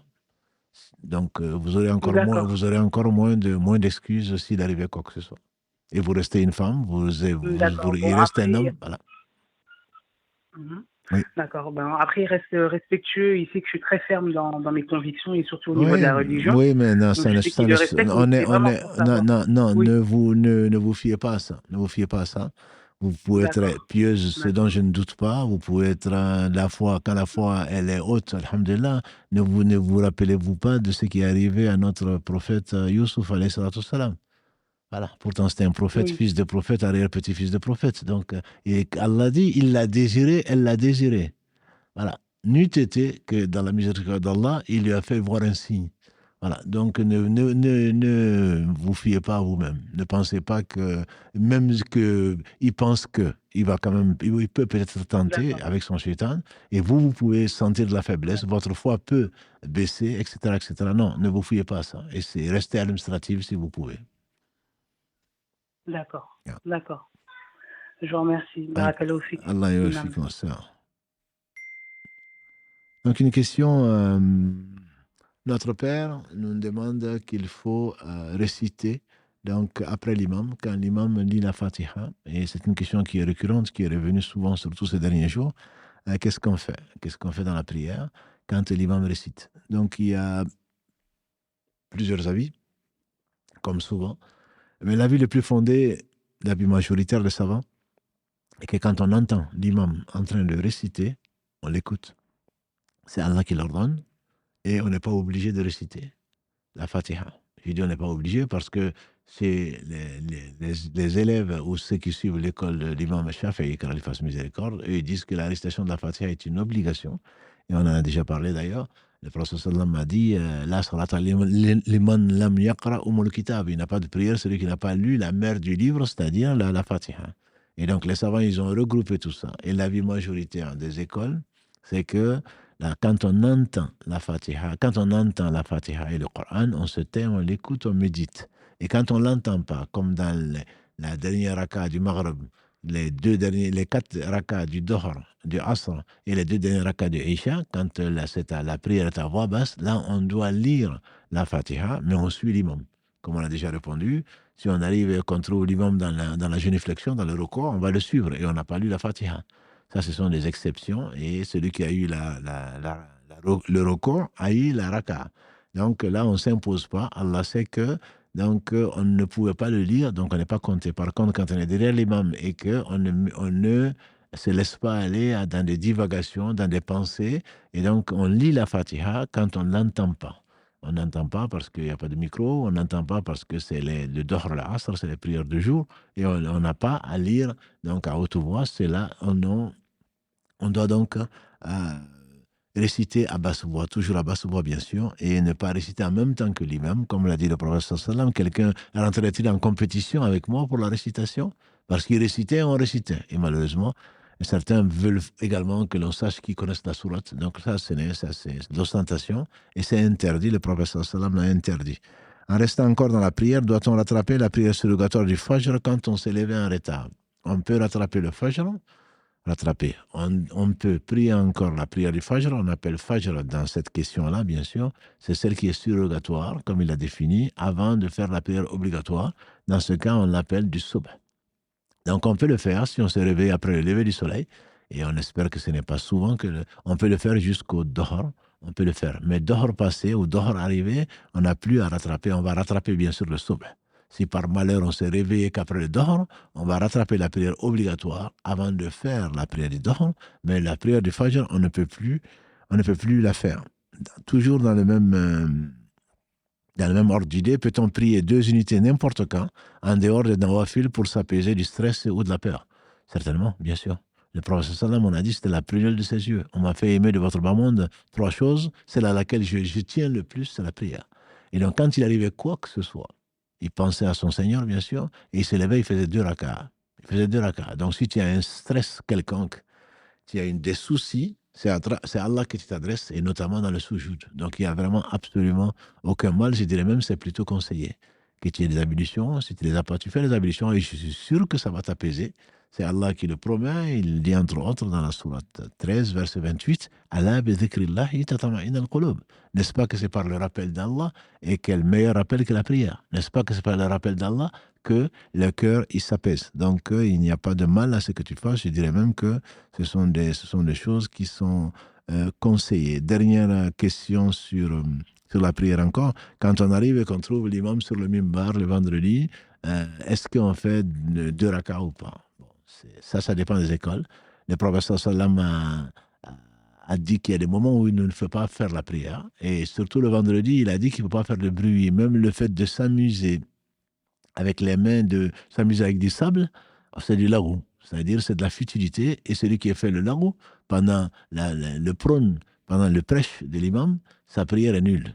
Donc, à partir de là, les savants qui suivent l'école de l'imam Malik à l'Ifas Miséricorde disent que quand tu viens, tu dis Subhanallah, Alhamdulillah, la ilaha illallah, Allahu Akbar, tu t'assois et tu ne gênes personne, parce que si tu vas prier les gens, tu vas détourner le regard de l'imam et peut-être leur attention de ce que l'imam dit. Et c'est bien ça la futilité. Ils vont te regarder plutôt que. Donc, ils disent que c'est interdit, comme après le Asr, comme après le Fajr, tant que le soleil ne s'est pas levé, après le Asr, jusqu'à ce que le soleil se couche. Mais l'autre avis, qui est l'avis des Hanbali, se base sur un hadith également, et qui dit qu'un jour, le vendredi, le prophète était en train de faire le prêche, quelqu'un est rentré. Il est rentré, il s'est assis. Et Allah a attiré l'attention du prophète qui lui a dit, est-ce que tu as fait 2 rak'ahs? Il a dit non. Il dit, lève-toi et fais 2 rak'ahs. Donc ça a été un ordre. Et comme il a dit, ne t'assois pas dans une mosquée, quand tu rentres dans une mosquée avant de faire 2 rak'ahs, pour les Hanbali, c'est un ordre. Et donc, même si l'imam est en train de faire un prêche, ou il est en train de faire un discours, ou c'est après le Asr, si tu rentres dans une mosquée, le prophète t'a dit de ne pas t'asseoir avant de faire 2 rak'ahs, et il a ordonné à cet homme de se lever alors qu'il s'était assis pour faire 2 rak'ahs. Donc, pour eux, il faudrait faire 2 rak'ahs légères, avec Fatiha, peut-être Qul Huwallahu Ahad, et les Subhan Rabbil Azim une seule fois, au lieu de le faire 3 fois, etc. Donc, le faire le plus court possible pour ne pas désobéir au prophète sallallahu alayhi wa sallam, et ensuite de s'asseoir et écouter comme les autres. Salam alaikum. Allô. Allô, oui. Wa alaikum salam, cher. Oui, salam alaikum. Wa alaikum salam. Merci pour tout ce que vous faites pour la communauté musulmane. Et qu'Allah vous en. Et du coup, j'aurais une question, s'il vous plaît. Oui. Et je vais lire ma question. Je souhaite épouser une femme, mais sa mère n'est pas rassurée qu'elle souhaite pour sa fille un homme qui a plusieurs années d'études religieuses.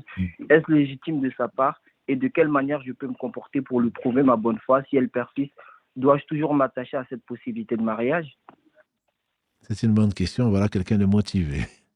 Alhamdulillah, non, mais tu as raison de rechercher la future meilleure mère pour tes enfants, et surtout que visiblement, il y a des sentiments, etc. On ne peut pas te le reprocher. Ton comportement doit justement ne pas te précipiter, ne pas pousser sa fille à désobéir à ses parents. Et ça peut les rassurer. Et utiliser ce qu'Allah va te donner, comme les copines de sa mère, et utiliser peut-être même des cadeaux. Et le prophète m'a dit, faites-vous des cadeaux, vous allez vous aimer.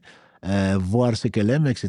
Et lui envoyer des gens indirectement pour parler du bien de toi, pour concilier des gens, c'est pas un mensonge, etc. Donc, je te demanderai plutôt beaucoup d'invocation et beaucoup de patience. Ça prendra le temps que ça prendra. Et surtout, ne pas vouloir lui trouver, non, elle est raciste, ou non, elle ne veut pas le bien de sa fille. Non, aucune mère. On ne peut accuser aucune mère de ne pas vouloir le bien de son enfant. Simplement, elle n'est pas rassurée. Donc, prends le temps de la convaincre, Inch'Allah, en passant par la porte, en ne détournant pas sa fille, même si sa fille, bien entendu, t'aime et va te dire « ma mère ne m'aime pas ». Non, au contraire, il faudrait la rassurer, il faudrait rassurer la mère et rester le temps qu'Allah veut. Si tu peux patienter, en tout cas, en aucun cas, je ne te conseillerais de couper le lien de parenté entre cette fille et sa mère parce que tu la désires comme épouse. En tout cas, je te conseillerais plutôt de patienter, Inch'Allah. Et il se peut qu'après la difficulté, Allah lui ouvre le cœur et que finalement, si c'est vraiment ce qu'Allah t'a décrété, tu l'auras certainement comme épouse. Sinon, il va falloir attendre ce qu'Allah a décrété. D'accord. Merci, cher. Je vous remercie pour tout Barakallahu fik, mon frère.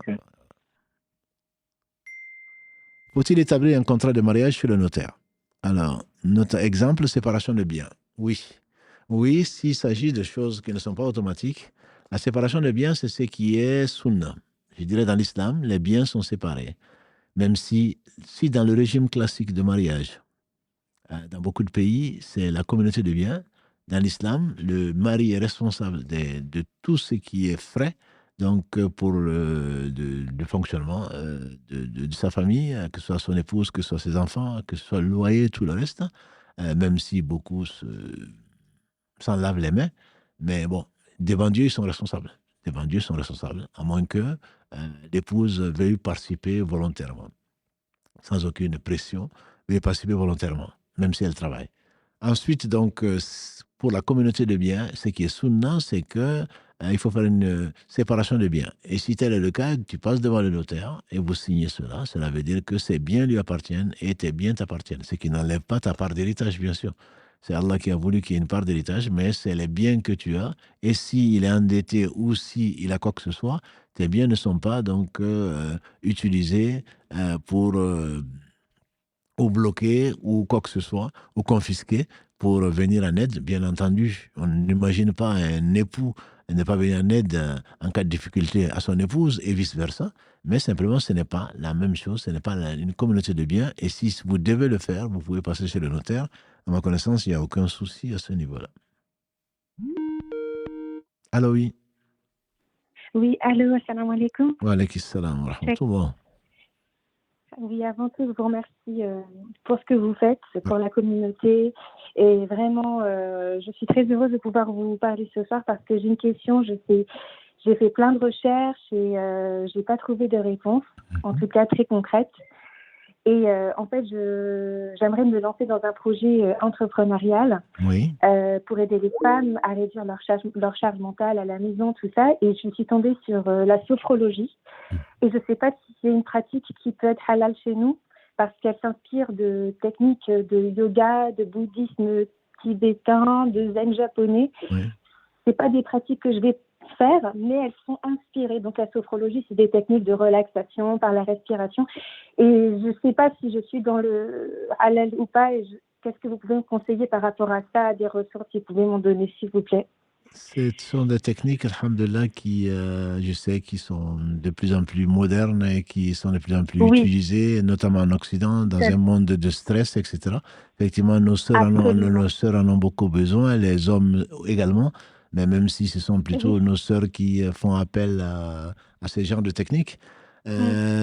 Moi, j'y associerais, je dirais que, bon, si vous posez la question, c'est qu'il y a un problème. Vous avez un doute. Oui. Voilà. Si vous avez un doute, voilà. Puisque vous posez la question et que vous voulez mon avis ou l'avis plutôt de l'islam, moi je vous appliquerai le hadith du prophète sallam que vous connaissez certainement. Un homme est venu lui demander et sans qu'il lui pose la question, il a dit, n'est-ce pas que tu es venu me demander à propos du péché? Il a dit oui, effectivement. Il dit le péché, regarde ton cœur, c'est tout ce qui reste dans ton cœur en doute, même si on te dit que c'est permis.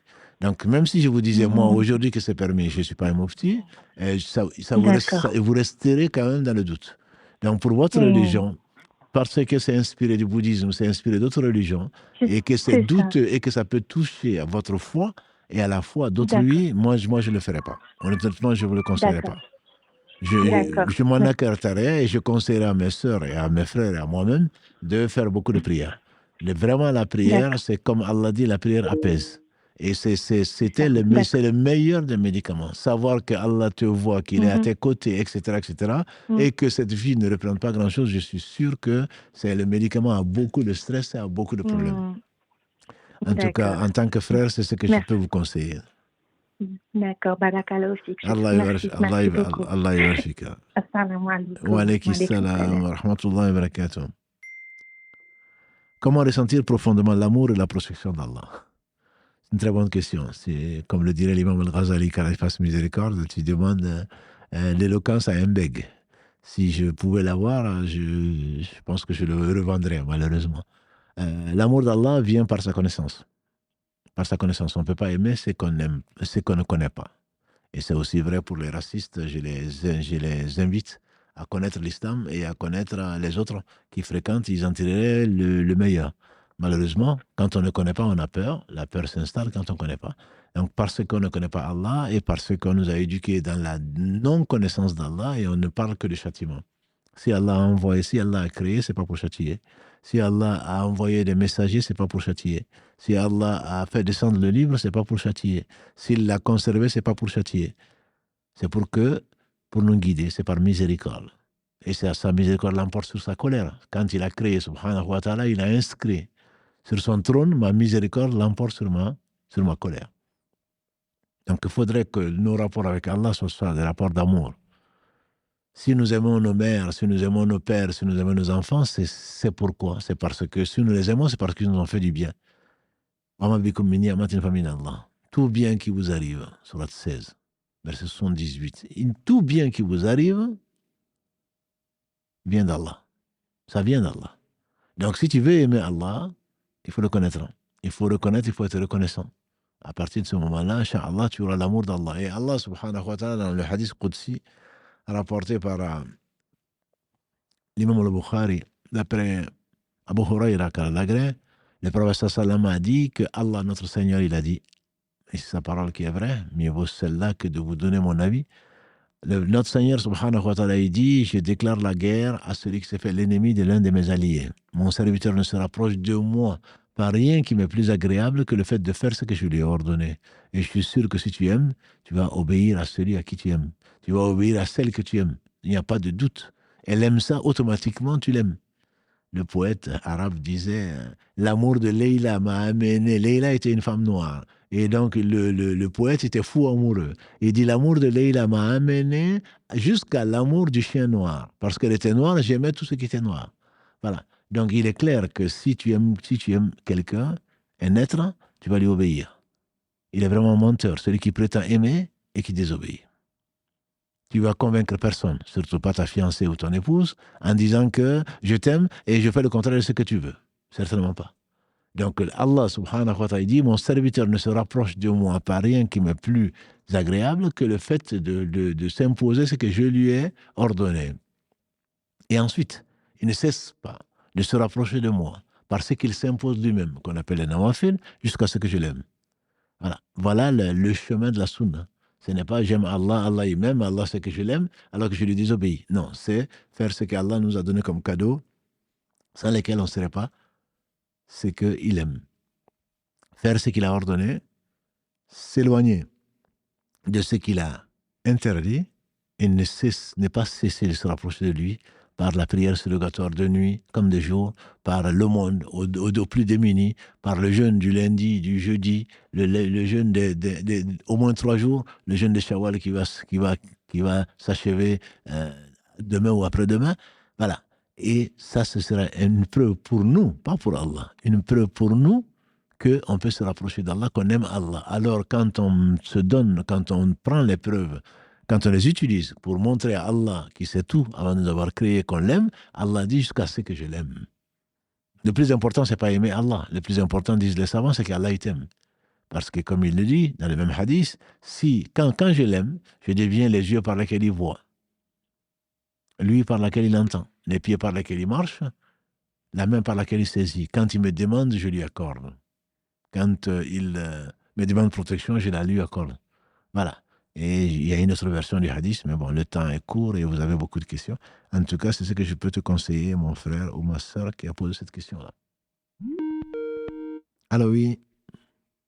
Allô. Allô, salam alaikum. Wa alaikum assalam wa rahmatullah. Moi, j'ai une question par rapport à la règle qui dit que le doute n'annule pas les ablutions. Oui. Moi, j'ai appris, corrigez-moi si je me trompe, que les malikites disent que le doute, il est annulatif des ablutions parce qu'on ne peut pas prier sur un doute. De ce que j'ai compris, pendant la prière, le doute n'est pas considéré, mais avant la prière, ils considèrent que le doute, il est annulatif des ablutions. Donc, du coup, qu'est-ce qu'il en est par rapport à cette règle-là, en fait? À ma connaissance, là, le doute n'est pas annulatif de la certitude, il a dit. La règle, en fait, c'est que le doute ne chasse pas la certitude. C'est que je suis sûr d'avoir les ablutions et j'ai un doute. Donc le doute vient bousculer une certitude. Je suis sûr de n'avoir, je ne me rappelle pas d'avoir perdu les ablutions, donc ça devient un waswas. Il ne s'agit pas de, bon, ben, je ne sais pas. Le doute, en fait, comme tu le sais certainement, c'est 50-50, je ne sais pas. Je l'ai, je ne l'ai pas.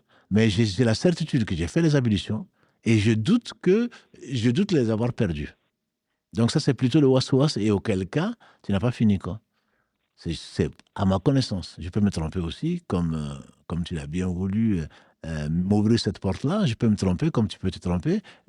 Quand on est sûr de faire quelque chose, c'est que, quand on est sûr d'avoir les ablutions, le doute ne vient pas chasser cette certitude-là. Par contre, effectivement, la règle de fiqh, chez les Malikis, entre autres, quand on est dans la prière, quand on doute d'un pilier, à ce moment-là, on le prend comme une certitude. Je ne sais pas si j'ai fait 2 soujoud ou pas, ben si je doute de cela et que je me lève, c'est que j'ai laissé ce pilier du 2e soujoud et donc moi, ma raka est nulle, ou alors je suis obligé de la corriger avant de passer à l'autre raka. En tout cas, c'est la règle que je connais. Allahu a'la wa a'lam. D'accord, ok. Donc le fait que le doute viendrait annuler la certitude des ablutions, c'est pas quelque chose à prendre en compte. Parce qu'on m'avait rapporté que c'était ça chez les Malikites, en fait. Ce n'est pas, en tout cas, c'est comme enseigné. D'accord, ok. Ok, barakallahu fik pour l'éclaircissement. Allah yabarak fik, jazakallah khairan. Comment imposer ses limites à sa belle famille intrusive sans désobéir à son mari qui ne va pas contre leurs paroles et encourir la colère d'Allah? C'est une question délicate. Une question délicate qui n'a pas de solution, entre guillemets, toute faite. Je pense que simplement, il faudrait être complice avec son mari et mettre des limites. Et ces limites-là, c'est à vous de les poser. Il n'est pas hypocrite de vouloir plaire à sa belle famille et de faire des concessions. On appelle concession ce qui n'est pas à l'encontre donc d'une chose qui est obligatoire. On peut faire des concessions, on doit même faire des concessions. Il n'y a pas de vie en commun, il n'y a pas de vie en groupe sans concession. Par contre, la famille, si on voit qu'elle dépasse les limites, qu'elle demande si tu es enceinte, et depuis vous êtes marié depuis combien de temps, toujours pas d'enfant, et qu'est-ce que vous faites dans le foyer, etc., ce sont des choses, on n'a pas à répondre. On peut paraître désagréable, mais il ne faut pas mal le répondre non plus. Ce n'est pas ton problème. Non, ça, on n'a pas à le faire. On en parle. Non, on ne répond pas. C'est ce que je conseille en tout cas. On en parle avec son mari. Tu n'as pas entendu ce que ta sœur a dit, tu n'as pas entendu ce que ta mère a dit, etc. Même s'il n'a pas réagi de suite, au moins il comprendra que j'éviterai de fréquenter souvent ces gens-là. Si je suis obligé de le faire, je le ferai. Voilà. Donc ils comprendront par ma non-réponse que je ne suis pas prêt à me confier à eux ou me confier à elles. C'est ce qui arrive souvent. Et ta femme ne nous aime pas. Pourquoi? Au lieu de dire, ah ben, je vais lui en parler, comment elle t'aime pas? Non, pourquoi elle t'aime pas? Pourquoi tu dis ça? Non, c'est pas le cas. Et après, bon, non, ma femme est discrète, elle a une vie et elle n'aime pas qu'on soit intrusif. Et c'est peut-être qu'elle a l'impression que Voilà, donc je pense que c'est plus de sagesse et la meilleure façon, tout en restant le plus bienveillant possible. Allahu a'lam wa a'lam. Allô, oui. Salam alaikum. Allô. Salam alaikum. Oui, on vous entend très bien, je vous écoute. Salam alaikum. Wa alaikum salam wa rahmatullah. Je vous appelais en fait et j'aimerais avoir un renseignement, s'il vous plaît. Oui. J'ai beaucoup entendu que le paradis était sous le talon de la maman. Mhm. Et pour moi, c'est un peu une problématique parce que ma maman, elle est à l'origine de toutes mes souffrances, tous mes malheurs. Beaucoup de gens n'arrivent pas à comprendre qu'une maman, ça peut faire beaucoup de mal à ses enfants. Oui. Et moi, depuis quelques années, j'ai décidé, pour mon bien-être psychologique, de couper les liens définitivement avec cette maman. Pour lesquels je ne souhaite aucun mal, évidemment. Mais pour moi, c'est pas possible de créer des liens avec elle, puisqu'elle est à l'origine de toute... je n'ai pas pu me construire normalement. Il fallait vraiment que je me noie d'elle pour me construire. Et quand je prends cette décision, je demande à Dieu de me pardonner parce que je sais que c'est pas normal de couper les liens du sang. Mais j'ai pas d'autre solution pour mon bien-être personnel.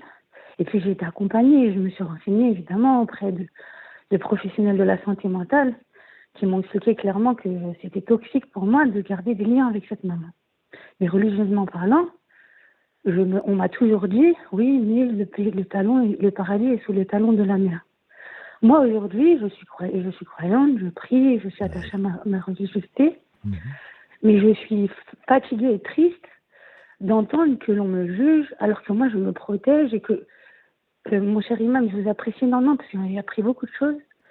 Et j'essaye de me dire que, avec toute la bienveillance du monde, je ne peux plus créer de lien avec cette personne. C'est impossible pour moi. Et je me dis, est-ce que moi, vis-à-vis du bon Dieu, je vais payer parce que je peux pas.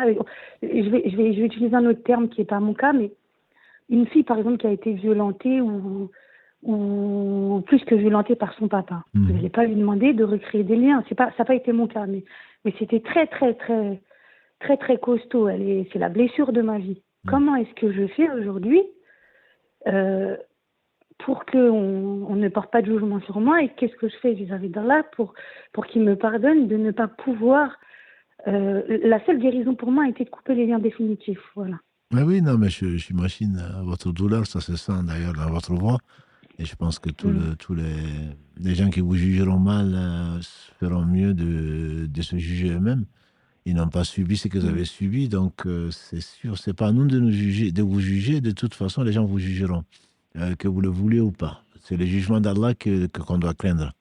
Et effectivement, dans la religion, la mère reste la personne vivante à qui on doit le plus. Et vous connaissez très certainement à qui je dois le plus de bienveillance, à ta mère, ensuite à ta mère, ensuite à ta mère, ensuite à ton père. Mais ça, c'est le cas général. Le hadith qui dit que, même si le sens est vrai, qui dit que le paradis est sous les pieds de vos mères, et au moins le hadith que l'on cite le plus souvent est un hadith qui est faible, même si le sens reste quand même vrai, et il y a des versions qui restent quand même vraies. Donc il ne s'agit pas de mettre en cause même l'authenticité du hadith, ou sa véracité bien entendu, c'est surtout le fait d'un comportement général. C'est-à-dire qu'on a tendance, surtout les jeunes filles adolescentes ou autres, ou parce qu'on a fait des études, on se croit meilleur qu'eux, ou on pense qu'on doit plus à son mari qu'à sa mère, etc., etc. Donc c'est pour peut-être diminuer cette ardeur-là et mettre chacun à sa place. La mère reste la mère. Donc elle doit être respectée, elle doit être choyée, on doit faire beaucoup de compromis, on en a parlé encore ce soir. Voilà. Mais ça ne veut pas dire qu'on va se laisser,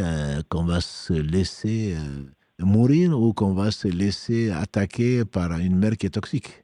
Si elle est toxique, elle est malade. C'est ça. Mais comment on fait, cher, quand c'est comme ça ? Parce que moi, le fait que j'ai coupé les liens avec elle, en fait, au début, je pensais que c'était moi la problématique. Mais après, j'ai travaillé sur moi, j'ai évolué, j'ai grandi. J'ai été accompagnée par des personnes de la santé mentale qui m'ont clairement dit que c'était de la maltraitance sévère et que c'était dangereux pour moi de rester en contact. Mais au niveau de ma religiosité, qu'est-ce que je fais, moi ? Non, mais encore une fois. Allah, sachez que Allah est juste. Allah, c'est tout. Et Allah suffit. Ce que les gens vont dire, c'est pas ce que moi je veux dire, c'est que d'autres vont dire, ils ne vous connaissent pas. Même vous-même, vous ne vous connaissez pas vous-même. C'est Allah qui sait qui vous êtes.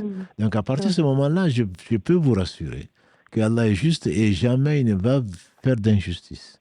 Donc de ce point de vue, quel que soit ce que les gens disent, quel que soit le jugement des uns et des autres, même si ce sont des imams, même si ce sont des savants, ne vous en faites pas pour ça. Allah sait dans quel état vous vivez.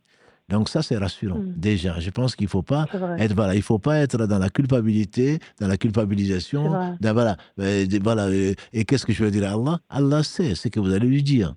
Allah sait ce que vous pouvez supporter. Allah sait que c'est que cette mère. Allah sait qui vous êtes et par quoi vous êtes passé. Donc ça, déjà, j'aimerais bien que vous travaillez ce côté-là en disant que Allah sait. Et voilà. Ça, c'est déjà, pour moi, c'est très, très important. C'est la première étape. Après le reste, priez pour elle. Priez pour elle parce que si elle est aussi injuste que vous la décrivez, elle va le payer malheureusement. Et le jour où vous allez la voir brûler en enfer, qu'Allah la préserve, vous n'allez pas être contente. Parce que ce n'est pas ça qui va vous sauver. Parce que c'est elle qui vous a mis au monde. Bon, donc elle a ces défauts qui sont insupportables, d'après plus que vous, d'après les gens qui vous accompagnent, etc. Priez pour elle déjà. Je suis certain, c'est une conviction, hein. Je suis certain que le fait que vous priez pour elle va vous aider déjà à supporter votre passé et le mal que vous a fait. C'est vrai. Voilà. J'ai jamais osé prier pour elle parce que je le vivais comme une forme d'injustice. Voilà, exactement. Et même il y a quelques années, je me disais, mais c'est pas possible, je me disais, mais le bon Dieu, c'est pas possible. Même religieusement parlant, de me rapprocher de la religion, c'est pour moi quasiment impossible. Parce que je me disais, mais c'est pas possible. J'imagine, c'est comme si vous voyez des atrocités à Gaza ou ailleurs, et vous vous dites, mais c'est pas possible, quoi. Et on peut pas être humain et faire des choses comme ça. Mais néanmoins, je suis mère de nouveau. Moi, donc du coup, je comprends encore pire. Hein, même pas comment est-ce qu'on peut faire ça à des enfants. C'est pour ça, justement, je pense qu'il faut savoir que Dieu est juste. Dieu est sage, Dieu sait tout. Et si vraiment elle est aussi, et si elle meurt dans cet état-là, ayez pitié d'elle plutôt. Ayez pitié d'elle. Priez pour elle et je vous assure, grâce à Dieu et par Dieu, ça va vous reposer déjà. Soulager. Ça va vous soulager déjà. À partir de ce moment-là, vous allez déjà vivre différemment. Quand vous voyez une personne qui a besoin d'assistance, en fait, elle a peut-être autant besoin d'assistance que vous, pour ne pas dire peut-être même plus que vous. C'est un sentiment de compassion que vous allez avoir plutôt qu'un sentiment d'injustice. Si elle est injuste, elle va le payer. J'ai peur pour moi, j'ai peur pour elle. Donc, travaillez plutôt ce côté-là, plutôt que d'essayer de la fuir de tout point de vue. Construisez-vous, essayez de vous construire seul, certainement, grâce à Dieu, et avec les moyens, ensuite avec les moyens que Dieu va vous offrir. Non, ça va. Voilà. Grâce à Dieu, tout va très bien. Voilà. Donc, si c'est le cas, si c'est le cas, alors vous allez voir, Inch'Allah, que vos rapports même vont changer parce que vous n'allez pas voir cette femme injuste, vous allez voir cette pauvre femme qui risque de payer très cher ces injustices. Donc déjà, je pense que vous serez apaisé, vous serez mieux avec vos enfants, vous serez mieux avec votre mari, et même avec elle. Je ne dis pas qu'il faille la voir tous les jours, ni quoi que ce soit, mais je suis convaincu que vos rapports vont changer. Cher, j'arrive pas, c'est impossible de l'avoir pour moi, c'est de l'ordre du cauchemar. Non, mais ce n'est pas... Je n'y arrive pas. Impossible n'est pas français. J'ai même pas envie de... je ne vous demande pas. Oui. Je vous dis simplement que vous-même, vous allez vous sentir mieux déjà. Une fois que vous allez vous sentir mieux, je vous assure que ça va changer. Ça va changer. Comment? Allah seul le sait, il est capable de toutes choses. Je ne vous demande pas l'impossible. Et je vous dis simplement de prier pour elle. Demandez à Allah de la guider, demandez à Allah de la réformer. Et Allah sait tout, il est capable de tout. S'il ne le fait pas, c'est parce qu'elle ne le mérite pas. Et on prie Allah subhanahu wa ta'ala donc de la ramener à lui. Voilà. Si vous avez déjà cette position, à mon humble avis, vous allez vous sentir mieux. Et ce sera déjà ça de gagner. Je vous remercie infiniment, vraiment, vous êtes exceptionnel. Avec plaisir. Je vous remercie beaucoup pour tout ce que vous faites et que Dieu vous récompense au plus haut degré. Barakallahu fik, qu'Allah subhanahu wa ta'ala vous soulage et vous apaise. Amen. Salam alaikum. Alaykum salam, incha'Allah. Alaykum salam, wa rahmatullahi wa barakatuh. Donc des questions, il y en a beaucoup. Et on va peut-être prendre la dernière, je dirais, puisque le coucher du soleil s'approche à Toulouse en tout cas. Je suis né d'une relation hors mariage d'un père non musulman et d'une mère musulmane. Dois-je faire l'attestation de foi? Je n'ai pas été éduqué dans l'islam, mais la famille de ma mère m'a appris quelques notions et j'ai cru à la révélation à l'âge adulte. Une fois que tu as cru à la révélation à l'âge adulte grâce à Allah subhanahu wa ta'ala, c'est pas ton origine entre guillemets, celui que la piété n'avance pas, c'est pas son origine que ça va avancer. Donc, peu importe, je dis, tu n'as pas choisi tes géniteurs, tu as choisi aujourd'hui Dieu, tu as choisi ta religion, et à partir de ce moment-là, tu n'as pas à te reprocher autre chose que d'avoir pas recherché plus tôt. Et tu remercies Allah subhanahu wa ta'ala d'avoir mis sur le droit chemin, et tu n'en veux même pas aux parents, à tes parents, à tes grands-parents ou à tes parents maternels t'avoir pas enseigné, ça c'est leur problème. Disons, ils vont le payer malheureusement, puisqu'ils ont leur devoir, c'est de t'apporter le meilleur. Comment apporter le meilleur quand ils ne le savent pas eux-mêmes? Donc, presque trouve-leur des excuses et remercie-les pour ce qu'ils ont pu t'apporter. Et construis-toi avec ce que tu sais. Et tu n'as pas besoin, si c'est la question que tu veux poser, tu n'as pas besoin de te reconvertir puisque tu es un musulman. Voilà, converti ou pas, peu importe. C'est une façon qu'on a de distinguer les uns et les autres. Comme j'ai dit souvent, les compagnons du prophète sallam sont tous des reconvertis. Ils étaient tous, avant son arrivée, sauf une poignée qu'on pouvait compter sur les 4 doigts, qui étaient dans la religion d'Ibrahim. Donc, ils sont tous des convertis. Donc, remercie Allah de t'avoir guidé et prie pour tes parents, pour leur guider pour ceux qui ne sont pas morts et également donc pour ceux qu'ils ont pu faire pour toi. Et très certainement, Allah subhanahu wa ta'ala te comblera après t'avoir guidé. Allô, oui. Salam alaikum. Salam alaikum. Allô. Alaikum salam. Non. Oui, vous m'entendez? Oui, je vous entends, oui. Salam alaikum, cher. Alaikum salam. Alhamdulillah. En fait, voilà, je vous appelle parce que je m'interroge. On dit que quand quelqu'un décède, toutes ses actions s'arrêtent, à part trois choses. Oui. Une science bénéfique, une sadaqa jariya et un enfant pieux qui prie sur eux. Oui. Et c'est cette dernière qui, en fait, je comprends pas. Comment on fait pour prier pour techniquement comment on fait pour prier pour ses parents qui sont décédés? Non, mais c'est peut-être que ça paraît compliqué. Prier pour les gens, c'est comme si vous priez pour nous, j'espère, et on prie pour vous.